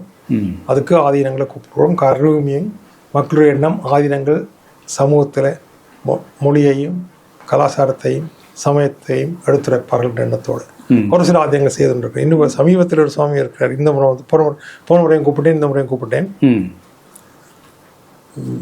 சுவாமிகள் பேர் வருதில்லை. அவர் வந்து பண்ணி செய்யப்படுகிறார். அழகான பண்ணிசை. நான் வேணுமெண்டா அப்புறம் படுத்து தரேன் பேர். வேர்கள் சாமிகளும் ஏதோ சுவாமிகளுடைய பேர். அப்போது அவங்க வந்து பன்னிசையோடு தேவார திருவாசத்தை பண்ணி பண்ணுறாங்க. ஆனால் எனக்கு ஒரு கவலை, அந்த மடங்கள் எல்லாரையும் கேட்டு பார்த்தேன். ஐயா, உங்களால் ஒரு ஓதுவார மூர்த்தியை மேல்நாட்டுக்கு ஒவ்வொரு கோளுக்கும் அனுப்ப முடியாதா இல்லையா? அங்கே இருக்கிறவங்க அவைக்கு உண்ணவுணவு உரங்கடம் கொடுத்துக்கு தயாராக இருக்கிறாங்க. ஆனால் இந்த ஊரில் இருந்து நீங்கள் சம்பளம் கொடுத்து ஓதுவாருக்கு எவ்வளோ சம்பளம் என்று கொடுத்து அங்கே பன்னிசையை கற்பிக்கிறதுக்கு வழிவகுக்க முடியாதா? அதன் அட்லீஸ்ட் ஒரு ஓதுவாரெலாம் போனால் பன்னிசையெல்லாம் போயிடுது. அந்த ஓதுவார மூர்த்திகள் மூலம் மாணவர்களுக்கு வருங்காலத்துக்கு இலவசமாக நீங்கள் கற்றுக் கொடுத்தால் அவங்க செலவு பண்ணுறதுக்கு ரெடியாக இல்லை போல் இருக்க. அதான் பிரச்சனை. ஆனால் அதே சமயம் நீங்கள் ஆன்மீகங்கிற பேர் சொல்லாமல் வேறு பெயர்களில் இன்றைக்கு பார்த்தீங்கன்னா ஸ்ரீ ஸ்ரீ ரவிசங்கர், சத்குரு அப்படின்னு ஒருத்தர், ஜக்கி வாசுதேவ், அந்த மாதிரி வந்து இது போல் நம்ம நிறைய பேர் அடுக்கலாம். இப்போ இந்த காலகட்டத்தில் நிறைய பேர் இருக்காங்க. இவர்கள் வந்து எந்த அளவுக்கு தமிழ்நாட்டிலே இருந்து பெரிய அளவில் சம்பாதிச்சு கொண்டிருக்கிறவங்க. இப்போ ஆதீனங்கள் எடுத்தாலும் ஆதீனங்களுக்கு சொத்துகள் இருக்க வழியே அவங்களுக்கு லிக்விட் கேஷ் இருக்கா அப்படிங்கிறது தெரில. வர்ற வருமானங்களை வைத்துக்கொண்டு அவங்களுக்கு இது பண்ணிருக்காங்க. ஆனால் நான் சொல்கிற இவங்களுக்கெல்லாம் பல கோடி ரூபா அவங்களுக்கு வெளிநாட்டிலிருந்து வந்துட்டு இருக்குது. அங்கே நீங்கள் பார்த்தீங்கன்னா சுவாமி நித்யானந்தா அவரே கைலாசான்னு ஒரு நாடே வச்சுருக்கேன் அப்படின்னு சொல்லிட்டு இருக்காரு. நீங்கள் வாங்கன்னு சொல்லிட்டு இருக்காரு. ஸோ இப்படி இவங்கெல்லாம் வந்து எந்த அளவுக்கு தமிழ் வளர்க்குறாங்க அப்படின்னு நினைக்கிறீங்க? ஏன்னா நம்ம வந்து நித்யானந்தா பேசும்பொழுது நித்யானந்தாவோட நீங்கள் அவருடைய இது கேட்கும்பொழுது நீங்கள் வந்து நம்மளுடைய தமிழ் சார்ந்த அத்தனை இதுவும் பேசுகிறார். அவர் வந்து தேவாரம், திருவாசகம் எல்லா இதுவும் பேசுகிறாரு. திருவண்ணாமலை கோயில் பற்றி பெருமை பேசுகிறாரு. என்னென்ன நடக்குது இங்கே தமிழ்நாட்டில் நடக்குதுங்கிற அப்டேட்லேருந்து அவர் நல்லா பேசுகிறாரு. அவர் எந்த அளவுக்கு வந்து தமிழ் மக்களுக்கு தமிழ் சார்ந்த மொழிக்கும் அவர் வந்து வெறும் வீடியோவில் மட்டும் போடுறாரா அல்லது உண்மையிலேயே வந்து ஏதாச்சும் நம்மளுக்கு பண்ணிட்டு இருக்காரா அப்படிங்கிறது ஒரு கேள்விக்குறியா இருக்கு. அதே போல மற்றவர்கள் வந்து எதுவுமே பண்ற மாதிரியே தெரியலையே. தினதிக்கும் பார்க்கும்போது வீடியோ மூலம் பல செய்திகளை கொடுக்குறாரு, பல தரமாக கருத்துக்களை மக்களுக்கு தெரிய பண்ணுறாரு.